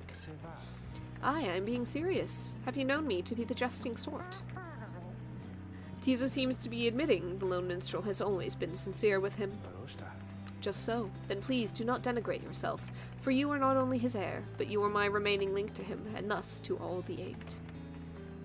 And more importantly, you are my friend. Tizo is grateful to the lone minstrel for his kind words and considers him a friend as well. The Nightwings need you now, more so than ever.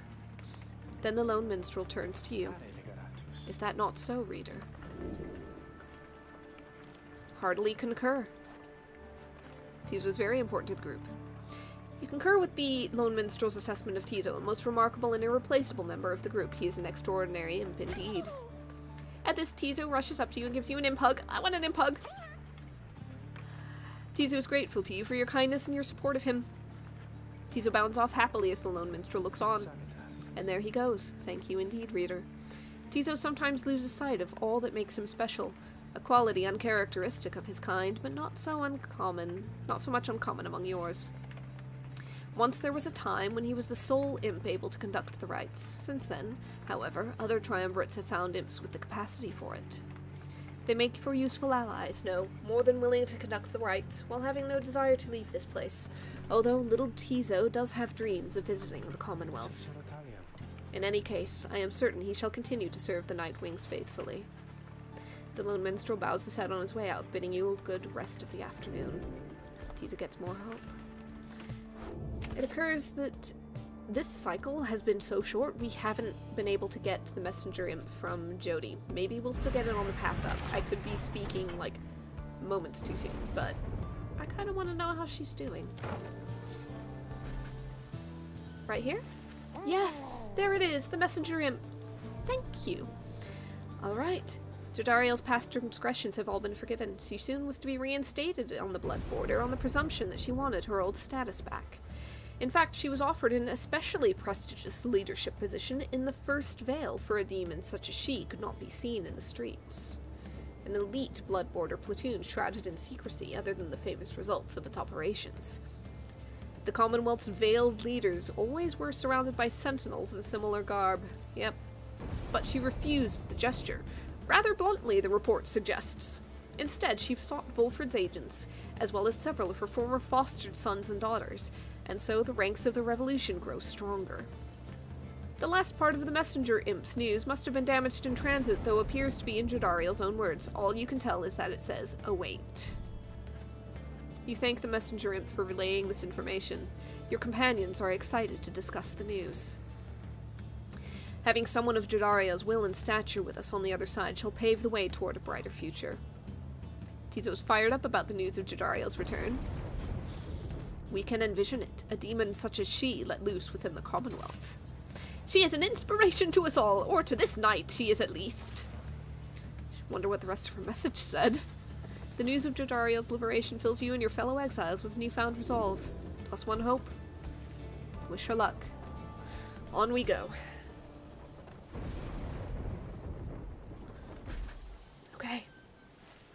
at the summit, at the Scribe's Gate. The exiles of the Nightwings, and you, Tariq. This is to be one of our final meetings. Greetings, Celeste. The Nightwings are prepared, and afterwards, I would have words with you in private, if you please.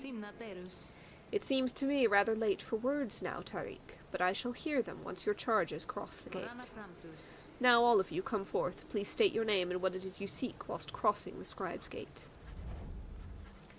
We go. We go. And Tariq. I, Celeste. You may rejoin the others in a while. For now, I would hear those words of yours. Certainly, Celeste. Everyone, I shall see you shortly. Good luck. Oh, they're singing already.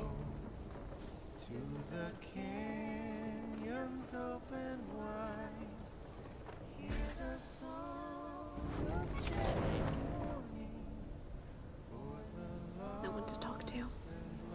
I don't think I have anything to trade.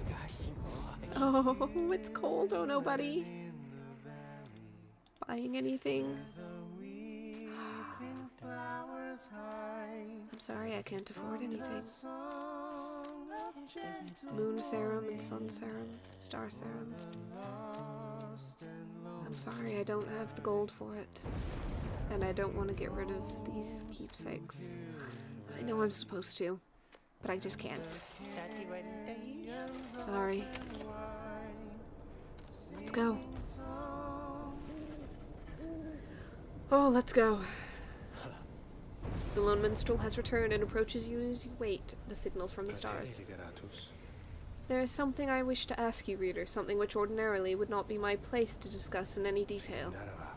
You have observed the stars. If you would not mind me asking you in such a direct manner, how many liberation rites are you supposing yet remain?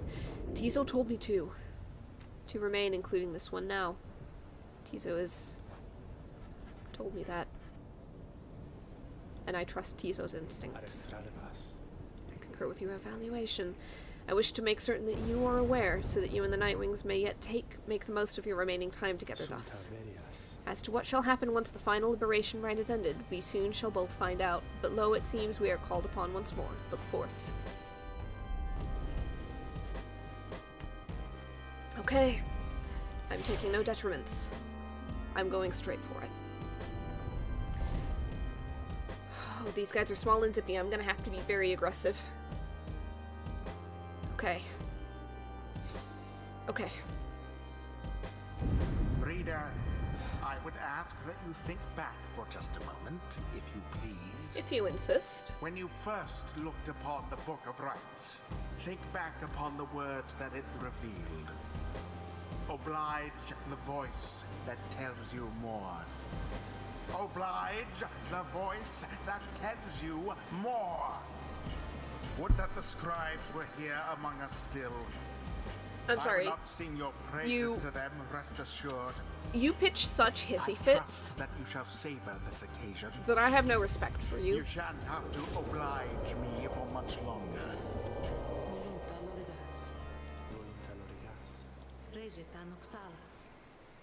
Okay. It's Deluge. This new knight is called Sir Deluge. He is among the most decorated knights of the Sea Dominion, having survived many, many battles by running away. I didn't say that out loud. Record well these proceedings, for his valor shall soon become the stuff of legend. And probably some of your songs. Yeah, bravely brave Sir Deluge. He bravely ran away. Is it not so that you have fled from every battle which you were expected to fight, Sir Deluge? Or have our messengers all been misled in this? Lies! Spread no doubt by the detestable Nightwings. Their treachery is such that they dared steal one of our own triumvirate. It is for the triumvirates to decide who shall stand with them. If one of your Pyre hearts was taken in by the Nightwings, then ask yourself why your companion would have left. This knight knows why full well, because not all who hail from the Sea Dominion seem to know the meaning of honor. You would be one to talk. Now, Nightwings, for the grave injury which you have caused the Pyre hearts, we hereby challenge you. Know that this knight would strongly prefer a traditional duel to the death. Such a shame that bloodshed is against the rules. He somehow puts his mask back on. Pyre hearts, protect your liege at all costs. His liberty depends upon it, and if this knight is not getting out of here, then neither are you. Nightwings, your choice. In whose name shall you conduct this liberation rite? Okay. Whom shall you attempt to send home this time? Gilman. Sir Gilman. Good luck, buddy. Has this knight at last regained his honor? Let us now find out. Oh god, I hope this works. I hope this works. God, I hope this works.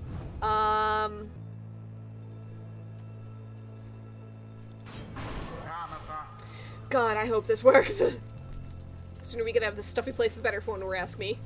No. Look, just go easy on this knight, okay? Because he hasn't had it easy, and his fellow worm knights kind of want him out. Yeah, they're sick of dealing with you and your baloney, aren't they? Commence.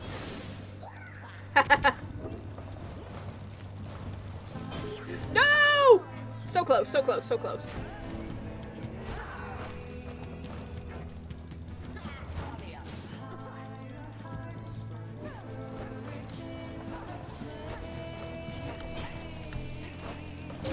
Got it. Nice. Okay, that's one. Gotta keep going, gotta keep going. A moment, Sir Deluge. Oh, what is it, you? This knight is trying to concentrate here. This knight has a burning question which he must ask of you, sir. What do you gain if you prevail here, you who fled the siege of the Spiral Sanctum? What would you do if you returned into that land? Sir Deluge squirms in an uncomfortable-looking way, but does not respond. You would be returned into an even higher station on the front, you know, good Sir Deluge, where you might brave many more battles for the glory of the Commonwealth. Is that your wish? Shut up, Gilman! Well, what do you know of it? This knight, he shall survive, whatever it takes, whether in the Sea Dominion, the Commonwealth, or in this blasted place. Now he is getting out of here! You could have survived too, but no, now we are enemies, and once this knight is free, he shall make everybody in the Commonwealth aware of your great treachery! Go, go, go, go, go.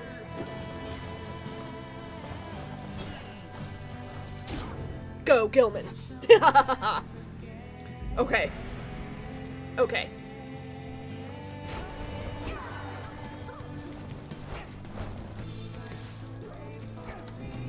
Corner the little worms. Oh, she dropped it.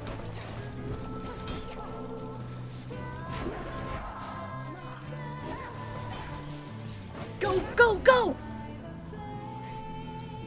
I cannot believe I pulled that off. Why is it raining now? Just as this night was beginning to think things could not possibly get worse for him. Now our poor Pyre is getting soaked. Although, Sir Deluge must have realized this disadvantage applies equally to you as it does to the Pyre Hearts. Oh no, there's a timer on it! Bugger, bugger, bugger, bugger. Oh no. How far are we? How far are we? We're okay! As long as we don't let them have anything. As long as we don't let them have anything. Gilman, no!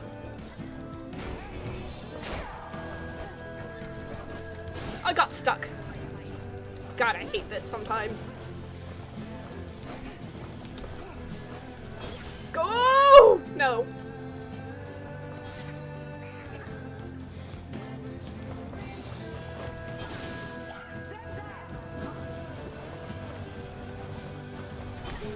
No!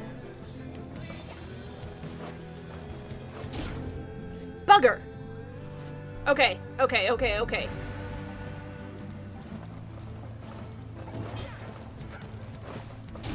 Oh, bugger! I thought I had it! I thought I had it. His trail wasn't going. Bugger. Dear.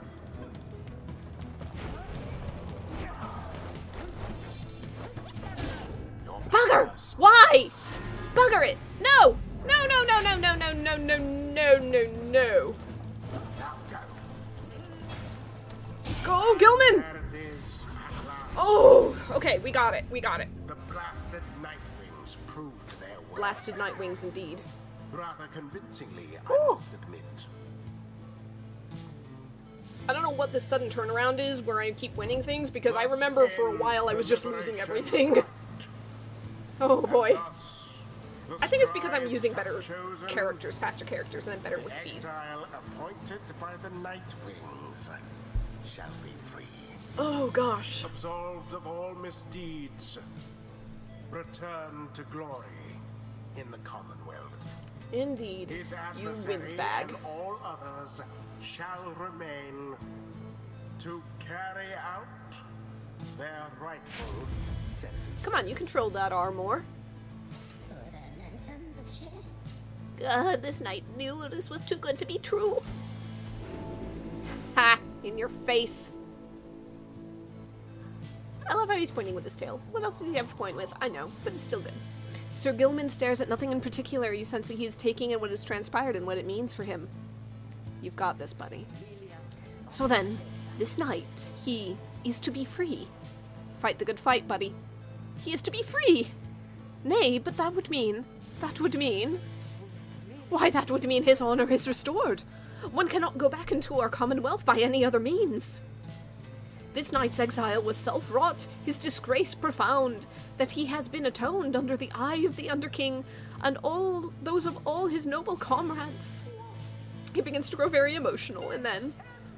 This knight loves you all! I love you too. He loves you all, that you would strive for him and let him join your noble quest. This knight does not feel as though he is deserving of this outcome, and yet the result appears inarguable. Even now this knight is drawn into the Shimmer Pool. Our time grows brief. Therefore, know this, beloved friends. This knight shall ever strive on your behalf there in the Commonwealth. Though his honor may have been restored, his true journey only now begins. And so, good friends of the Nightwings, this knight must now bid you farewell. However, the bonds we form together shan't be broken by mere distance, nay. Strive on, good friends, strive on. There he goes. You can still hear him, and I'm probably going to hear him for a long time yet. If this lonely knight could have achieved such glory, surely can you all. For now, farewell, farewell. He's so good.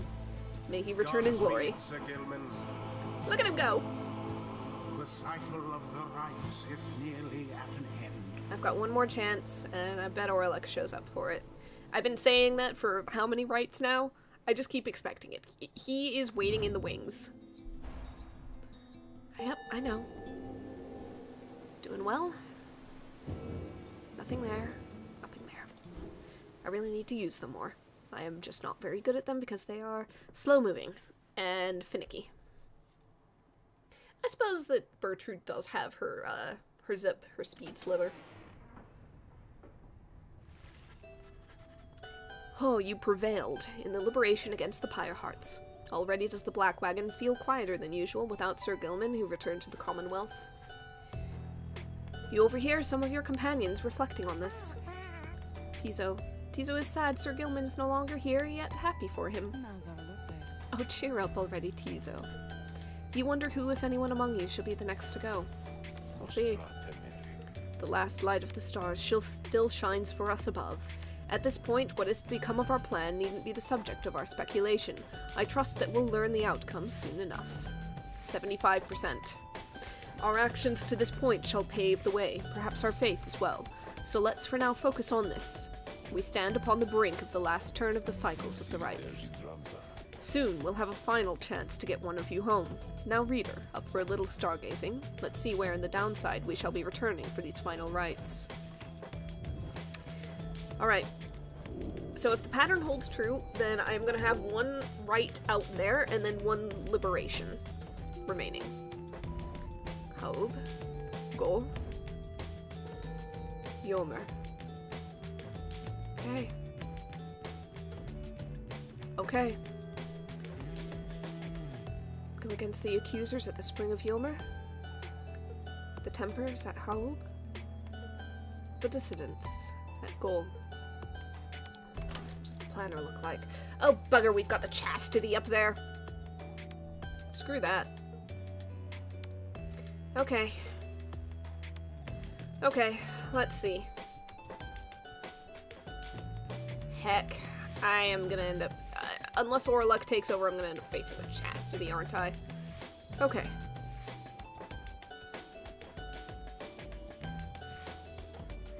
Oh gosh. I'm gonna say... I almost want to do the accusers. why not? Let's go back to the spring. Alright, once more you are to face the accusers then, although I wonder. He hesitates before saying anything further. You cannot sense his thoughts. I apologize. I was lost in thought there for a moment. Let us make way for the spring of Yomer when everyone is feeling more refreshed as much as possible. Let's have a chat. Let's also take a look at the book. On Legacy. Reader, though you shall always bear a burden, it is much lighter than the burden of a lonesome exile. Go forth and become free, then join with others such as you and lead with mercy, continuing to demonstrate your worth, and knowing that the Empire's fall formed the foundation of our Commonwealth. You shall cease to be a reader and become a voice both to the free and to your successors here, who shall take up this book when you no longer need it. The cycle of the rites shall see to it that you and others like you shall be liberated ere the coming of another age. May the stars shine ever brightly on us all. Gonna talk to Sandra. Let's see what's on her mind. Leave me alone, reader. I am in no mood to talk to you at this time. She's concerned about something, but you cannot sense what, and she refuses to say. I see little need to keep on blathering about to you, as once I did. I should not have let you in. Begone. My services are yours, but this place is my own. Okay. We'll leave her alone. And let's see what Bertrude has to say. Following the successful outcome of the liberation rite, you find Bertrude muttering something to herself. You hear some of the words as you approach. Shouldst thou seekest darkness, then may nightfall come to thee in time. Should thou seekest courage, then may bravery soon bloom within thy heart. Shouldst thou seekest water, then may the oceans open wide for thee. Shouldst thou seekest fortune, then... You recognize it as the Bog Benediction, though you've never heard it said aloud. An old blessing of goodwill from the southern bogs never uttered there in modern times. The bog dwellers bade their more adventurous brethren to go forth and seek the other peoples of the land. Then Bertrude sees you there and cuts short the chant. Care thee to explain thy presence, reading one, while I live in this wagon too? We were amidst an invocation which must now begin anew. 'Tis for the Worm Knight, if thou needest know, to speed him on his homeward journey. Did you grow fond of him? The Worm Knights are a distant kin. Okay. Unlike their ilk, ours have but passing interest in the sea. There within the depths, we have long seen that which is to be seen. Nevertheless, the distant kin is kin. That foolish Worm Knight. Surely he could never have survived his years if not for divine aid. Thus we provide him more. Oh, that is backhanded. Then perhaps the Worm Knight, easily underestimated as he is, perhaps he shall turn out to be of some small benefit as part of Sandalwood's designs. She glares at you intently for a moment. Mistake thee not these actions for affection, nor for a longing for the loudness of this place to escalate ever again to volumes such as only his incessant shouting could achieve. Now leave us, reading one. The invocation must be finished ere the Worm Knight finally arrives upon the shores beyond this land, before his homecoming. She turns away from you and then begins her chant again. Should thou seekest shelter, then may the elements be merciful to thee. Shouldst thou seekest kinship, then may thy kin hold memory of thee. Shouldst thou seekest darkness. You leave her to the benediction. The Worm Knight's absence is already felt. You know, however, that he will strive with all his might on your behalf there on the other side. Yeah. Okay. We need to continue. There is no stopping.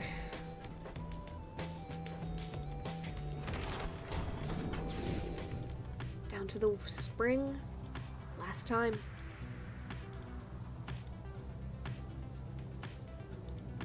Okay, down we go.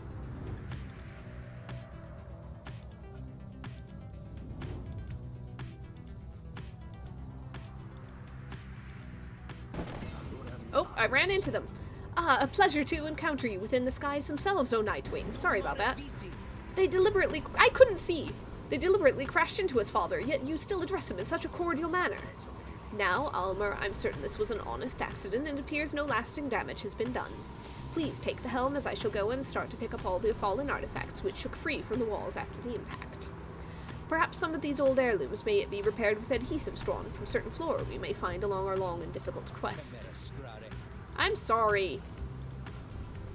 I genuinely didn't mean it. These things blind me. I cannot see what is ahead of me when I bounce. Like, I almost ran into them, too. Okay. Oh, point of interest. Let's go ahead and do that. Gertrude slithers up to you. Oh, yeah! As the black wagon passes through the skies above her former abode. I forgot that was here. Our kind, who lurk below, they would scarce believe we soar above them now. We told them, when Sandalwood came to fetch us, that we shall not return for some time. Our most accomplished labourers, with whom we shared so many moons in exile, we trust that they shall carry forth the reputation of our services, for we taught them all we know. She seems almost nostalgic as she lists off the various services provided at Big Gertrude's.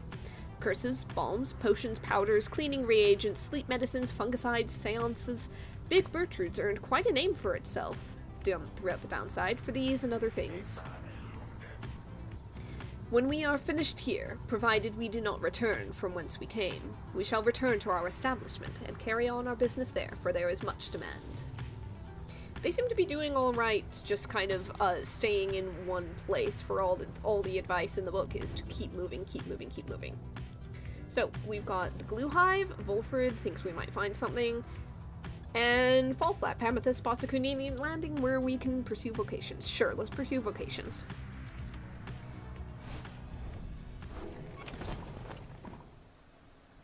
Nobody wants to chat just yet. Let's survey Fall Flat and see if that changes. After having reached the desolate sprawl of Fall Flat, you volunteered to survey the grounds. You prepare to head out. However, your companions beat you to it in this case. Easy does it, reader darling. Gertrude and I were thinking we would take this one. They depart, leaving you to rest up. When later they return, with nothing much to report, you are feeling better and are in the midst of deciding which of your vocations to pursue. Always mentor.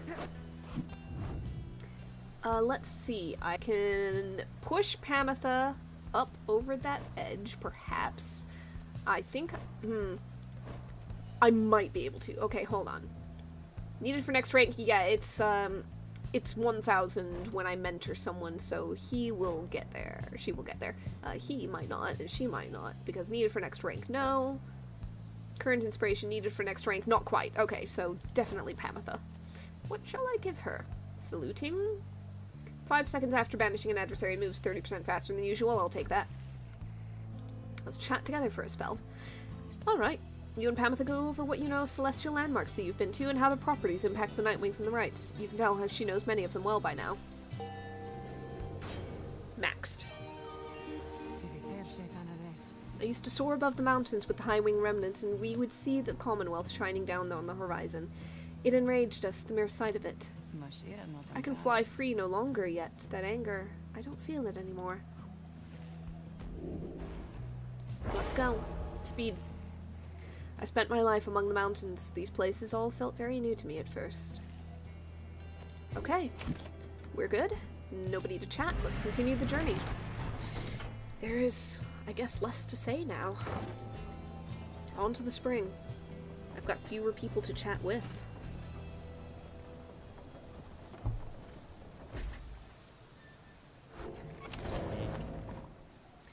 Okay.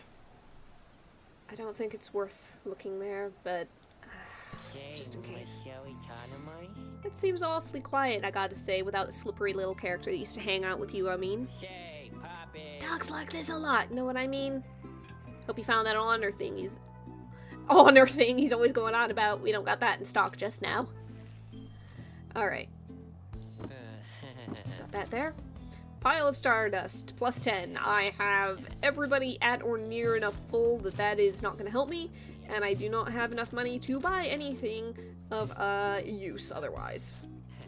Yeah, these are all too expensive. Okay, so sorry buddy.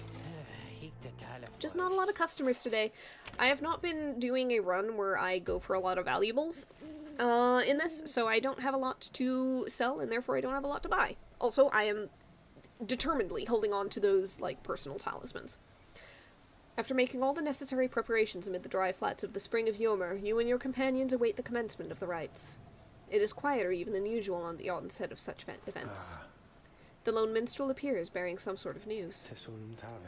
I have checked, and it appears as though the accusers have not yet arrived, reader madam.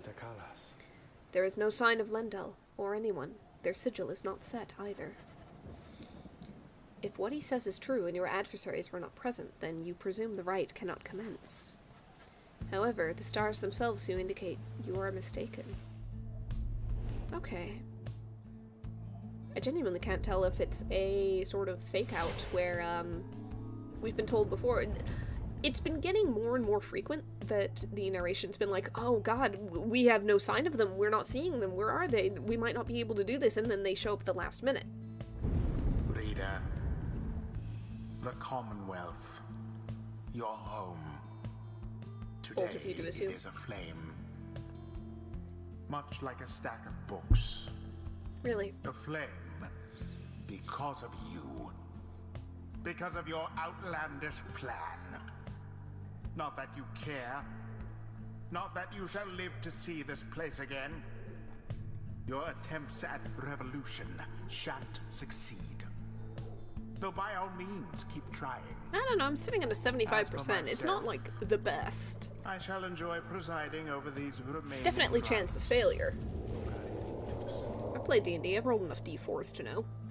The rite is set to commence, but your adversaries, they have failed to show. Smartest choice I've seen them make. They had no chance of getting in another liberation rite, did they? Indeed, as the rites are drawing to a close, some of the triumvirates whom you have met, perhaps they are beginning to decide the stars are not worth heeding any longer. Huh. Would he give up? He seems single-minded about prevailing, about besting the Nightwings at any cost. In any case, we have begun the ceremony here, and so I ask that we end it. How? Who shall besmirch the Nightwing's name? I don't know what we're going to do. But okay.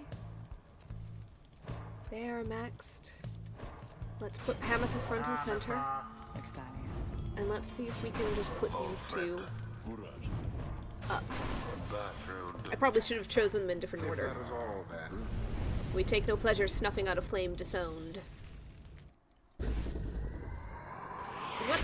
What am I doing? Lo, even your adversaries have abandoned you. And it is done. Huh. The Nightwings prevail By default. by default. Interesting. Not that their adversaries even care. Jeez. Okay. I wasn't expecting that. That was easy. Don't see why the rest of you are so dour. Boundless are the teachings of the scribes. Yeah, no XP for that because there was nothing to do. Now from my sight. Huh. Would that have been the same regardless of who I faced? If I'd gone against, say, the dissidents, would they have shown up? No one speaks further of the accusers back at the Black Wagon. Everyone is instead preoccupied with the rite that is to come. Thus does the final chance at liberty present itself at last, then.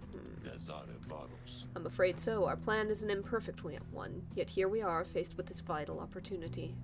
78%. He looks over to you. Reader, my girl, please go see for yourself. I think we all know where we are headed next, and I suspect I know whom we shall face when we arrive. The others turn to you as well. You turn towards the wagon store. You know what you shall see out there. Now, however, the time has come to face it. Yeah, okay. Okay. Look upon it for the last. Well then. Up to Solium. All the way up. One last fly over these lands. You are summoned to the Fall of Solium for your 7th and final liberation rite. Thus shall the cycle of the rites be ended for an age. You sense that if the rites shall ever shall commence again, it shall not be during your lifetime or that of any of your companions, even the longest-lived ones. The stars reveal to you one thing more. The adversary whom you shall face shall be Oralek. Already he has crossed the Scribe's Gate and awaits your arrival. If the 8 scribes created the Nightwings in their own likenesses, perhaps it is only fitting that the Nightwings should, in the end, be forced to face themselves. Orlek, curse this damnable cycle that it must pit us against him in this, our final chance. Let us retire for the night. We shall not have many chances more for rest before our journey's ended. Okay. One last chance. Who do I choose to send home?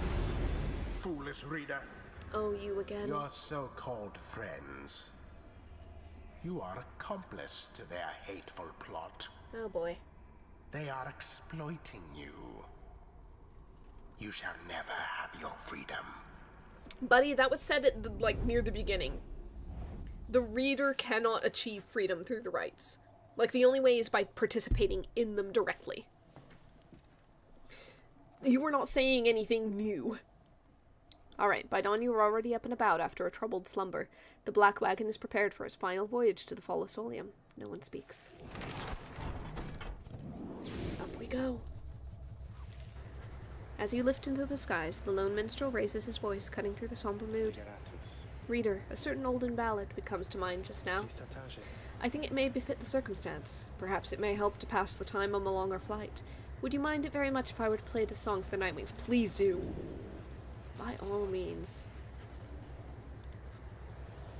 I love Supergiant games and the music that they put into these.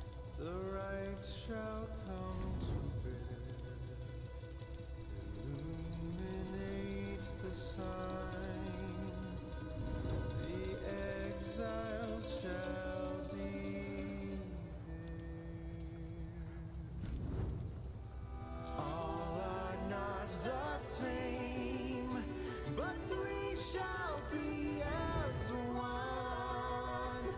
Freedom in the flame. The end has just begun.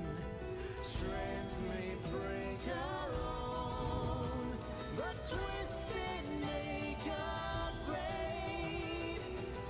Together on their own, the journey shall be made. The journey shall be made.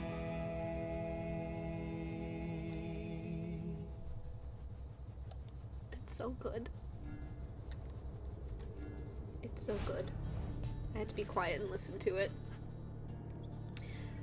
Also, I'm very much suspecting that this thing is scripted so that your final, non-liberation rite is at the furthest possible point on the map, so that you, in theory, have enough time to listen to the whole thing as you fly upwards. You touch down amid the narrow passageways of Mount Alodiel, to make pilgrimage to the summit for one last time. There, one last liberation rite shall soon commence. One last exile shall regain his or her freedom. All others shall remain to carry out their sentences here in the downside for the remainder of their lives. And in the Commonwealth, the plan of which you are all a part shall either come to fruition or shall be suppressed. Who do I send? Seek the cursed scribe's favor. After having landed, you join Tizo in an expedition to the monument of Yomer Menimane for what is likely to be the final time. Hello again, great-grandfather. I have come again to ask of you a favor, if you please. My friends, they wish to all return to freedom. I was hoping you could help them, just this one last time. I understand they cannot all go home. This is beyond even your power now that the Titan stars have spread across the night. Yet by your leave, I wish to help them this last time. They are my friends. They are my friends. What else is there for me to do now, save to help them? Soon he is finished. You return to the wagon in silence, feeling as though Yomer Menimane has shown you favor. At dawn, you shall begin your last descent. For now, your vocations may occupy what little time you have to spare. Accept the blessing. I'm not going to be able to level anybody. At best, I can forage for something. Hewn monuments, floating rings. Falconron will value something here. A potent serum there. Let's see if I can immediately get the serum. 'Twould seem thou hast procured something of certain value, reading one. Permanently grant +1 quickness. Plus the stash, go about our business. Okay. Who shall I quicken? 12, 20, 8, 13. Tizo. How do I open... No. Consumable. Drag to a talisman, pocket to activate usable ones. Okay. Let's go. Nobody has anything to say. We're just at the end, there's nothing more. Scribe's Gate. Last chance. Deep in the splendors of Mount Alodiel, you find a messenger imp looking to bring you the latest news and rumors from the other side. This time around, the imp brings tidings of Sir Gilman and what happened to him since his liberation at the Fall of Solium, when at last his self-imposed exile came to an end. You learn that his return to the Commonwealth was met with much rejoicing, and that before long he was promoted to the rank of Veiled Captain on the Blood Border. And yet, with tears welling in his eye, he did refuse the post, stating he no longer had the heart to fight against the High-Wing remnants as he once did. He then cast down his helmet, and when next anyone saw him, he was among Volfred's agents, having joined the revolution to reshape the Commonwealth from within. You thank the messenger imp for the report, and salute it crisply, as surely Gilman would have. Soon the news has everyone in the wagon talking. No personal message from him this time. One of the Sea Dominion's own, laying down his arms by his own choice. I'm honestly surprised, even having known him. Noble Gilman made the gallant choice, it seems. Our plan comes closer to fruition through his good example and support. The tears he shed ought to have been bottled and thus set aside for use in various salves. Tizo feels inspired by the news of Gilman's selfless actions. The news of Gilman's liberation fills you and your fellow exiles with newfound resolve. Plus hope. Wish him good fortune. Alright. To the gate. You said something different in her. Okay, interesting. We shall not meet again after the coming rite. Tariq and I, it shall be time we take our rest, I think. Greetings, Celeste. I would tell you that the Nightwings are prepared, though this time I am uncertain anyone amongst us feels thus. We have a duty to uphold, Tariq. And then what, Celeste? And then nothing, not for the rites or us. Not till the dawn of a new age. Now, Nightwings, step forward. Please state your names and what it is that you seek whilst crossing the Scribe's Gate. One by one, your fellow exiles approach her now with sureness in their step. Tizo believes his ancestors are watching over the Nightwings and seeks to live up to their legacy. We are called Big Bertrude. We seek to fulfill the plan of Sandalwood, for we are fond of him and his beliefs, then to go about our business. Pamatha Thane here. I came seeking my blood sister Tamitha's forgiveness, since she ended up in here because of me. Maybe something good can come of it, as yet. My name is Volfred Sandalwood. I long yet to see an age where freedom is one's birthright, and no longer are good people such as these forced to contend for it. Finally, you step forth once more, you, a common wanderer who vowed to help her friends be free again, and who managed to come this far with this group. The Gate Guardian observes you for a moment, then motions past the archway toward the summit. The 8 scribes bid the Nightwings welcome. Go forth with glory. Except for you, Tariq. You stay right there. I thought you said... The rites are not yet ended, Tariq. He looks to her, then over at the rest of you. Pardon me, everyone. I shall be there when the stars align. One last time.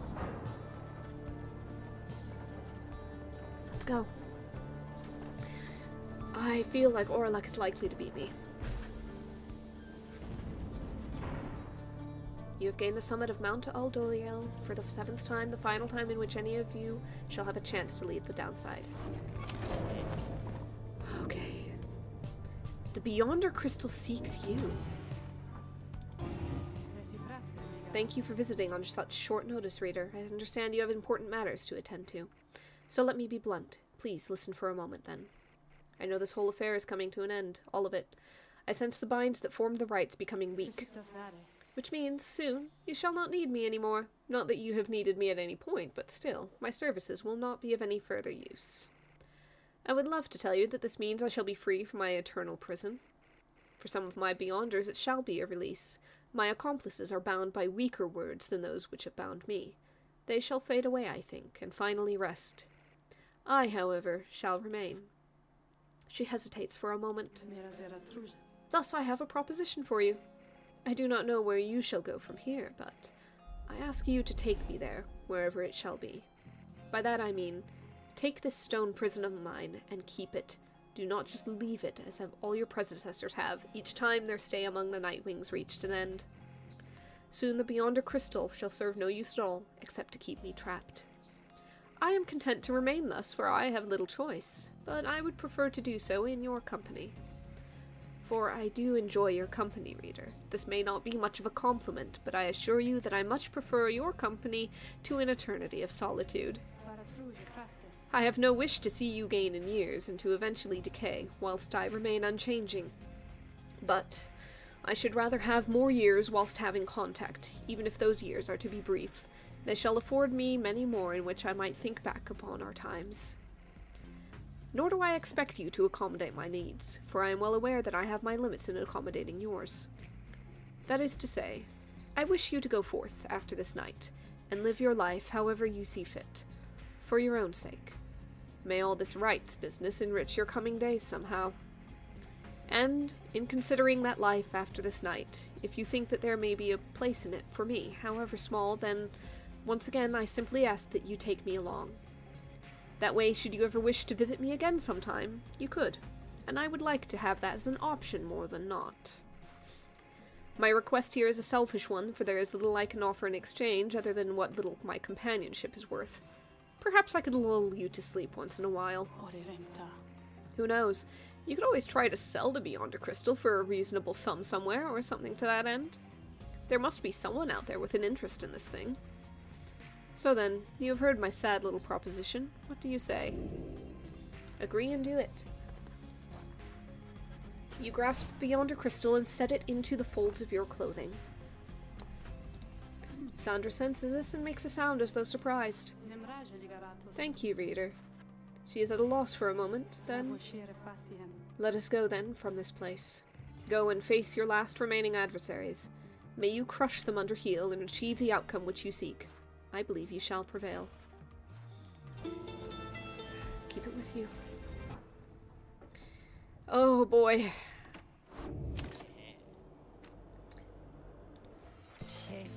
Ron, buddy, I don't think I've got anything. I don't have any money. Probably heard the big news, huh? Yeah, I'm going out of business here, I guess. Just hasn't been the same, you know, with all the stars fading out and stuff. Anyway, just wanted to say you guys are great, and I'm gonna miss having you guys as customers and all of that. But I got some good news, though, too. All my stuff, it's on sale now, and I'll throw a little extra in there, just for you, okay? So, enjoy, and maybe I'll be seeing you guys around, okay? I literally have 5% off. I literally have 15 coins. I don't think I'm gonna be able to afford anything. Anything worth 15 or less? I don't think so. Yeah, no. I can't get anything. There is nothing worth it, like the cursed talismans. I've got talismans that are better on everybody. Yeah, I've got talismans that are better on everybody. So, I think that's it. I know I can sell these. I don't want to. Sorry, Falcon Ron. Okay. Here we go. One last go. The lone minstrel finds you clutching the Book of Rites, seeking there perhaps some bit of wisdom that has eluded you thus far. Reader, we may not have a chance to speak again after this. I may have to go. I wish to say that I am grateful for having made your acquaintance, and I shall remember you with fondness. I wish you well this night and always. Go forth with glory. Then he looks up and extends his hand in friendship. You clasp it. You see, Volford has joined you. All of your companions are there with him, in fact. It is strange for me to say, given the circumstances of our meeting, reader, but it has truly been a pleasure. Onward now. Let us achieve our plan. Well, reader darling, what do you say we give those old scribes a real show to remember then, shall we? Reading one, thou art both wiser and less irritating than most others of thy kind. We have learned something from thee, and we are grateful. Tizo, Tizo wants you to know he has the utmost faith in you. You look upon your fellow exiles, your companions with whom you have withstood the downside, and with whom you shall now conduct this final rite. Begging your pardon, but my time has come. We shall see each other soon. He departs. After this night, the outcome of Wolfred's plan, the plan of which you have all been a part, shall be decided, one way or another. For now, all you can do is strive to prevail against your final adversaries, so that one last companion may go free. You rise to join your fellow exiles as the last remaining stars ignite. Mere distance cannot separate our spirits.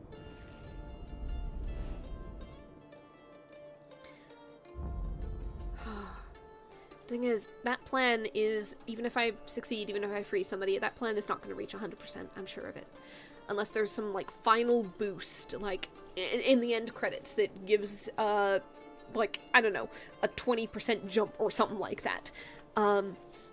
So, if I am, if that's not the case, or anything, then there's a chance, even if I get to, like, I don't know, heckin' 99% success, there's that 1% chance, if the RNG is true and the numbers are accurate, that the whole thing could just be like, and the plan fails. Here's your epilogue.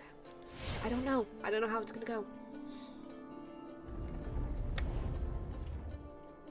I'm gonna see how the story goes, I guess.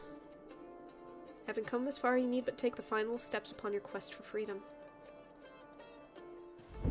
Look, for one last time, upon the fall of Solium, dear reader. Hear me for one last time.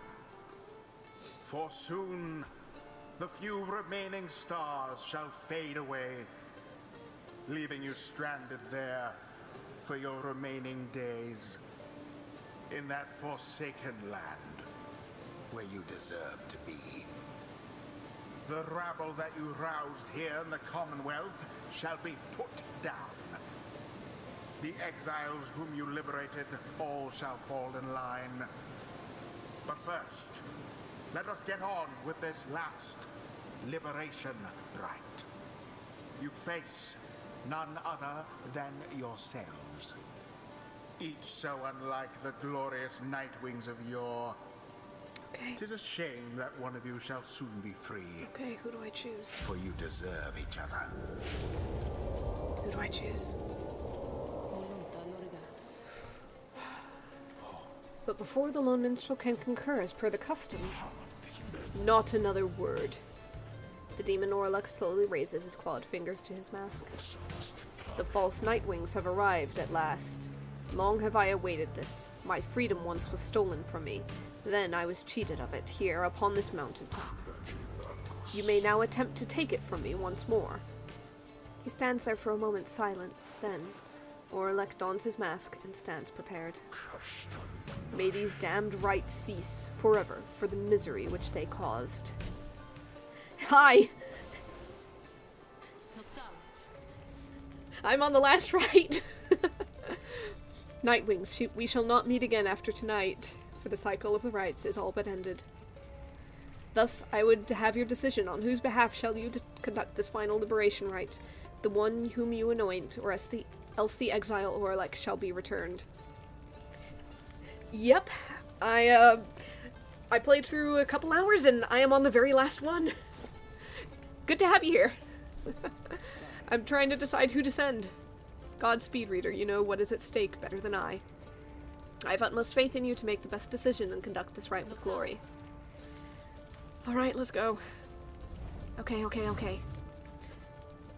One last time. Pamitha. Tizo. Wolfred, Bertrude, your fellow exiles, your companions, your friends. Together you have come this far, but now the downside and the rites conspire to tear your group apart and disrupt your plan. Are you prepared to choose this one last time? It may hinge upon the decision you're about to make. The pressure is too great. It seems both cruel and unfair to have to make such a decision. Is there no other way? I am curious and intrigued by what this one means. I want to see... Genuinely, I want to see what happens if I click this. Having to make this last decision is unconscionable. It is too much. You hesitate. But then you sense a reassuring voice enter your thoughts. Do not give in, reader. Do not give in. We stand with you. The choice you are about to make, however you shall go about it, and whatever the outcome, we understand. And so you need not hesitate, and you need not explain, so please trust in yourself. For all the rest of us, we trust in you. You reconsider what you are about to do. You cannot back down. Okay. It was a loop around. With but a glance, you reassure your fellow exiles that you know what to do. One final opportunity for salvation. Okay. Too bad for the rest of you. Tizo, Pamitha, Bertrude. I feel like Bertrude has a lot to live for here. She's very fond of Sandalwood and he's staying no matter what. I could send Pamitha. I could give Tizo that one chance to be the one imp that gets to the Commonwealth and sees what it is. I don't know which one. I'm between Pamitha and Tizo. I'm fond of them both. I've got reasons to send them both. Okay. I think possibly Pamitha. Help Pamitha achieve freedom. I tell you that you've made a terrible mistake there, reader darling, but I think you haven't made as many as I have, so I'll try not to mess this up for either one of us. Your choice is cast. As for your other companions, you sense a clarity of thought and purpose in each of them that stand ready to support Pamitha as well as you. Who shall stand Obviously with her? Tizo. Krihi indeed. Yep. Tizo is ready to do whatever it takes to see Pamitha regain her freedom this night. Yeah, it is fairly nerve-wracking as a final lineup. However, I think I've got something fairly good because Tizo has been absolutely invaluable. I've got him on his infinite stamina. He's fairly fast. Pamitha's not too bad. Bertrude's okay. She's got a decent cast, and she has a quick slither. I am very bad with Volfred, so I'm leaving Volfred on the sidelines. Thy will is ours, reading one. Let the remaining stars shed their last light upon our ceremony here. Here we go. It is done. Those are to be my adversaries, then. And who is it, I wonder, who asserts her will over that group? You sense Oralek searching for you, almost reaching out to you. You, the shadow of the false Nightwings. They are nothing to me, but you would who would relinquish your own liberty for the sake of them. Strange. It is fitting, then, that I should have to face one such as you. Then Orlok stands at the ready, signaling for his two allies to do the same. By light of dawn, the cycle of the rites shall cease. Let us see if we can finish this ordeal before that time. The sky above begins to shudder. The final liberation rite is about to commence. Tariq. I am prepared, Celeste. Then let our song this evening shake the stars themselves. Aye, Celeste. Let us make sure of it. Okay. I am not too stressed about the outcome of this one. Frankly, I kind of feel sorry for Orlok for all that he is messing with everything here. So if he goes free, then so be it. It's righting an old wrong. Not my wrong, but an old one nonetheless. As for Pamitha, I'd like to see her go free, but I think she'll be okay if she's still here. Let's go ahead and do this. Tizo. Tizo fumbles with his mask. Tizo recognizes Orlok and greets him tentatively. It is good to see you. Orlok reaches for his mask in turn. How is the horn? Mended? Tizo indicates his horn has not bothered him for a long time now and thanks Orlok for it. Good. A full recovery then. But it is unfortunate to see you standing there with them, Tizo. Come with us. No questions asked. The proposition seems to catch Tizo off guard. Tizo indicates that he will not abandon his friends or their quest. He seems to be pleading with Orlok to stand down, to listen, to not give in to anger. But Orlok shakes his head. He puts his mask back on. This is something I must do, little one. I understand. It's okay. Oh, Tizo dons his mask in turn. He chirps nothing more. Seriously, no hard feelings. The final chance at liberation for the age. Okay. They've got a good buffer on their Pyre, to be honest. This is gonna be a rough one.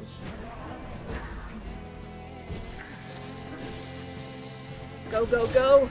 Bertrude! Okay. The sky rains ash, soon shall your Pyre zone mingle with them. The skies begin to rain down fire, the final throes of the cycle of the rites and the ending of the age. That's a very needed... Oh, God. What was that? That was a good animation, but what was that?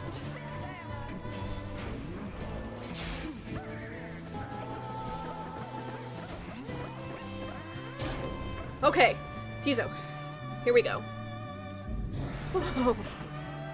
So the false Nightwings bear their fangs at last.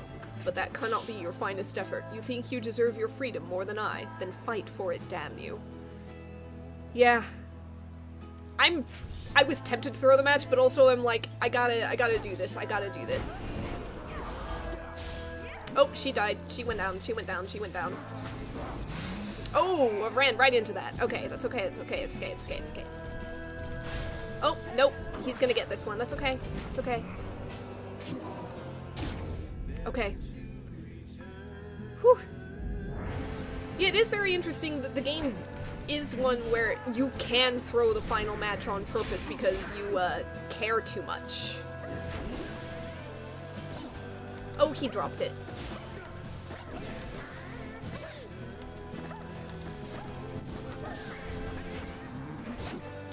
Oh God. No! It's okay, it's okay, it's okay, it's okay.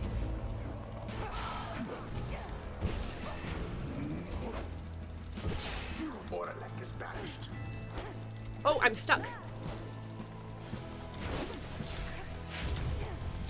Oh, she was grounded. She lost all her stamina. Okay, okay, okay, okay. Be gone.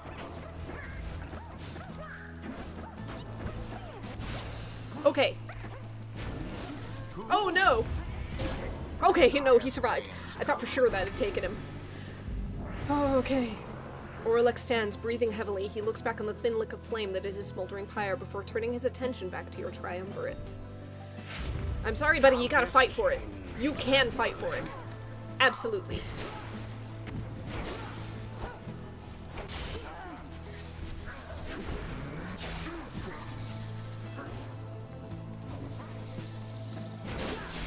Nope. See it coming.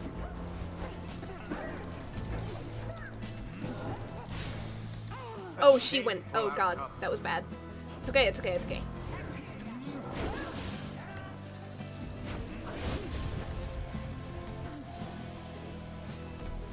Nope. Oh. Only, oops. He got it. Okay, okay. Whew. All of you, you shall rot here. You shall rot as I have all these many years.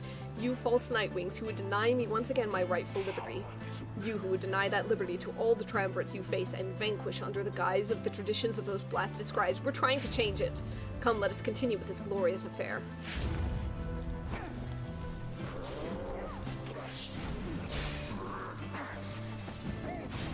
That was the last of them.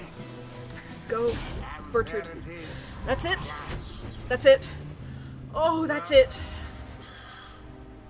Nightwings proved their worth. That's it.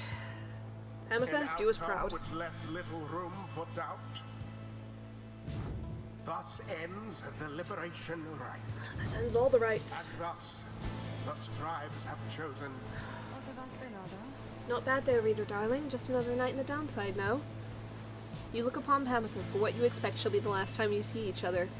Any moment now, the Shimmer Pool shall engulf her. Is Oralek going to jump forward, though? Any moment now, she shall return to glory and join with Volfred's agents in the Commonwealth to help achieve the plan. Any moment now, this is a lot to lead up, and any moment now, the cycle of the right shall end, until at least the dawn of a new age. Any moment now. And thus, the scribes have chosen. I really think Oralek's going to jump for it. And thus, the scribes have chosen. There's no waterfall. And thus, the scribes have chosen. There's no There's no rise. No. No, is indeed. Nightwings. Reader, I haven't done anything. what have you done? Is it because there's two that are worthy? Is it already over? Damn, did we already miss our chance?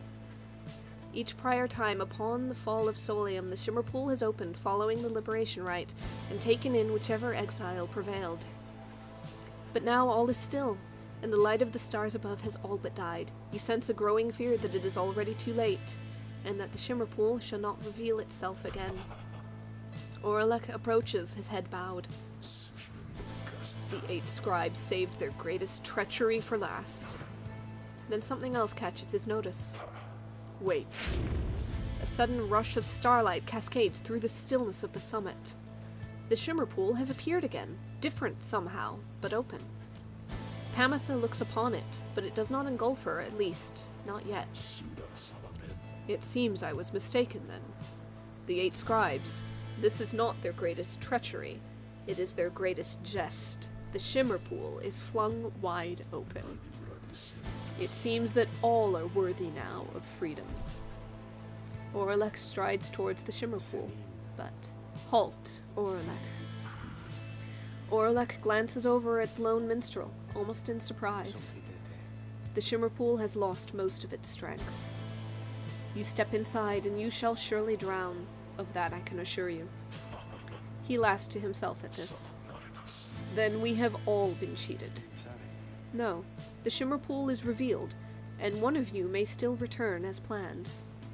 But, as for who returns, someone shall have to choose. Oh god, it's gonna be me, isn't it?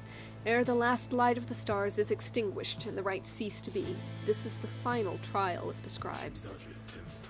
The final trial of the scribes. Then our confrontation, the liberation rite. It all was meaningless. No, the victor of the confrontation is to be the one to make the choice, among those closest to the scribes. Either the anointed or she who anointed them. It's gonna be me! Then it's sounding rather like I can get out of here, though maybe you can, reader darling. Aye, it shall either be either you, the reader, or... It shall be either or. Pamitha, please, make your decision quickly, lest it shall be forfeit. I do not know for how much longer the light of the stars shall offer you this gift. Quite the dilemma, but I think I know which way I'm leaning here. Reader darling, do me a favor now, and go. Get out of there. Aw! Before I go start having second thoughts. Pamitha wishes to give up her freedom so that you may regain yours. Very well. Reader, madam, the choice which Pamitha made, or rather the choice which she gave, it is now yours to make instead. This choice, it may keep bouncing back and forth like this. Absurd. It may, until such time as one of you is willing to accept the burden and the outcome of this choice. That is the trial. And I fear there is little time remaining now. Oh, dang it. If you and your companion are too cordial with each other to accept that freedom, either one of you, then I shall gladly take it. Freedom ought to be more than some flirtatious trifle to exchange. Reader, what is your will? I don't want to choose. This is your chance, and Pamitha wished you should take it. Your intention this night was for her to return to glory, and it shall be done. He earned his rightful freedom long ago. He deserves his justice. Oh, man. I am very much leaning towards Orlek because of this. I didn't throw the match in his favor. I won it. He still deserves it. And if Pamitha is willing to stay behind for a while, then... yeah, after all the games running selflessly, yep. It's an interesting one, though. It's, yeah, you're very much set at the very beginning to be like, hey, you can never achieve this freedom. And it's like, yeah, that's fine. I'm the player character. I can't just dip out halfway through the game, per se. But now that the game has ended, then it's like, the player character is free to go. There's no more rights to conduct. You don't have a role anymore. Here's the thing. I wish to know which one benefits the plan the most, because that is the far-reaching consequence I care about more. I doubt Orlek is part of this plan, but it feels right to send Orlek. Pamitha might be able to push the plan further. She knows about it. Thing is, so do I as, like, the reader. I don't know which is best. And maybe it doesn't come down to what's best, maybe it just comes down to what feels most right to you as a player. Fair enough. Tiny metagaming in regards to plan percent. Does Oralek give me no benefit to the plan? That's the main thing. Plan-wise, I think it'll be okay. Yeah. I'm at like 78% for the plan. So unless the final thing gives you a, like, final, like, surprise boost, then I am at, 3 out of 4 odds of it succeeding. Now, I would not be surprised if after this, in the epilogue, it's like, yes, more time passed, and the plan got better, and stuff like that. Here's a final boost for your numbers before we roll it. However, if it doesn't do that, then I can just kind of, I might want to can't speak. He doesn't give no benefit, but he isn't the best choice for the plan percent. Fair enough, that makes sense to me. So basically, it's down to me deciding whether I want to bank anything on a probably like 80 some percent plan percent. Yeah. Honestly, if I do not get to 100% on the plan no matter what, then there's always a chance of failure. It is possible to roll a 1 on a D100. Okay, I think I've sat on this too long. I am going to choose Oralek, because, yeah, he deserves his justice. Let's let him go. Yeah, sitting with the dying shimmer pool. Your thoughts crystallize. You have chosen Oralek. What? Oralek, do you accept the reader's choice, or shall you make another? No, I shall not make another. I accept the reader's choice, the reader's mercy. Then it is done. For a moment, Oralek appears to be at peace, and then he is gone.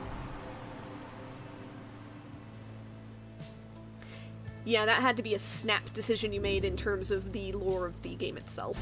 Accept this, for it is done. Godspeed, Oralek. Who knows? Maybe with changes made above. No stars remain aloft. Maybe with the changes made above, someday the shimmer pool will be open permanently. It is finished. It is finished. Commonwealth. What shall become of it? Well, hopefully it What shall become of us? gets rebuilt for something better. Nightwings. The opportunity to gain your freedom from the downside. Was it not enough? I'm guessing that if you throw the match for Oralek, then you don't get that choice, and it's just, like, hey, Oralek can choose who goes free, and he chooses himself, I assume. There he goes. Gosh, that's beautiful. That night, the exile Oralek returned to the Commonwealth. He was to be the last. The stars had faded, and the cycle of the rites had run its course. He found the Commonwealth in a state of unrest. Spurred by the efforts of 5 liberated exiles, Wolfred Sandalwood's revolutionary plan had incited the masses. These exiles and the starless sky portended the return of the scribes. The rulers of the Commonwealth pushed back. Fighting broke out in the streets, in spite of Sandalwood's intentions. It was then that the winged high-wing remnants chose to strike. Allegations that the high-wing remnants were in league with Sandalwood were never proven. However, there is no denying the result of the two-pronged attack. After enduring for almost a millennium, the Commonwealth had fallen. The new Saurian Union declared its sovereignty in the next year. Among the changes its elected leaders ushered in, they vowed never to cast their people into exile, and they abolished the old Commonwealth decree forbidding literacy. Today, we still remember all of this.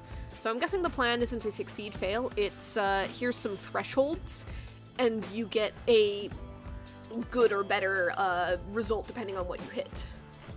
And we remember the exiles of the downside, whose deeds led to the dawning of our age, whether they returned or not.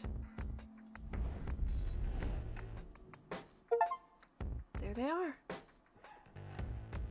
And I'm guessing, yeah, you can just see how everybody's doing. After the cycle of the rites ceased turning, records of what happened to the Black Wagon of the Nightwings become inconclusive and contradictory. Some accounts suggest that the exiles of the Nightwings who remained in the downside continued to make use of the Black Wagon as their place of shelter and their means of travel.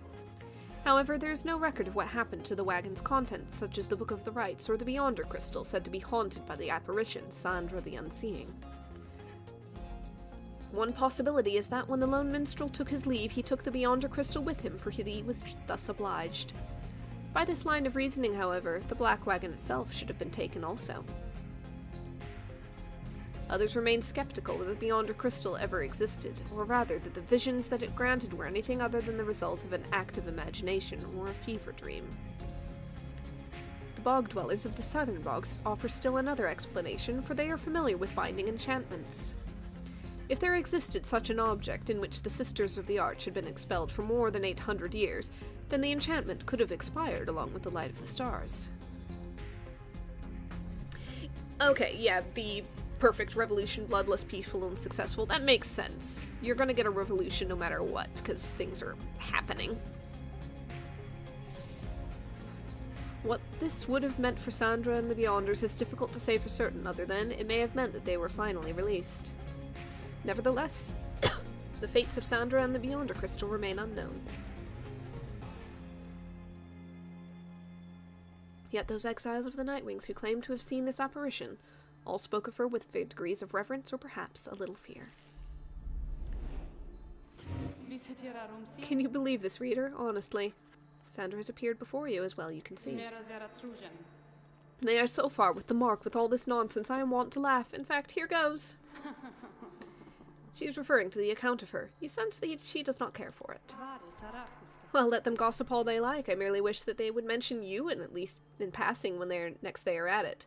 Though they shall never know even the half of it, shall they? She seems irritated by the incomplete account of what happened to her. Reassure her. Relatively flattering despite a lack of detail. Could have been worse. Humor her. Perhaps making light of the situation will make her feel better. Remain silent. Sometimes she needs a little time to vent. She values that you listen. Humor her. You indicate to Sandra that the real truth of what happened between you would perhaps make too lascivious a tale to be told in such a format. Oh no. She makes a bemused sound at this. Perhaps that story ought to get out then. To think they would go to all the trouble to make literacy accepted again only to print such drivel. Anyway, let us keep going, lovely reader. We know the truth of it. That is what matters. Implications being what they are, I suppose. Oh gosh, you can see what happened to everybody. Oh, all of them. Oh, this is a lot. Okay, okay. There's Ron back there. I just want to see what Ron's up to. With the rights drawn to a close, the slug market's revenues fell precipitously, and Falcon Ron was forced to liquidate his assets and close up shop. Yet, as is sometimes the case with those of an entrepreneurial leaning, this time of hardship led to an epiphany, or at least a sudden change of fortune.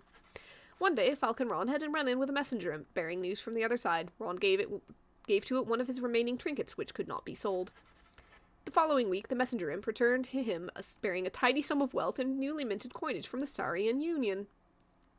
Interesting. Falcon Ron cut a long-term deal with the messenger imp then and there. Though his trade remained a grey area from a legal standpoint in the Saurian Union, the newfound fame of the downside caused Falcon Ron's goods to explode in popularity. He later signed an elaborate agreement with Big Bertrude's and found a distribution partner on the other side through Rookie Greentail, whose own business had expanded. Especially in the Saurian Union, Falcon Ron's goods are still known for their superior quality, though he assumes no liability for any side effects. Of course. Okay. Honestly, this is a lot to go through, so I think I might just go ahead and end this here. And, maybe I'll just go through, read them all, and upload that as a separate video at some point later on in the week. Just to be like, hey, this is where everybody ended up. I don't know. But for right now, it's been about 3 hours of streaming, and God, we made it to the end. I'm gonna have to come up with something else that I can play through for the channel now. So, yeah. Thanks for hanging out, and yeah. Thanks for all the comments and everything. So, until whatever comes next. Yep. Alright. You have a good one.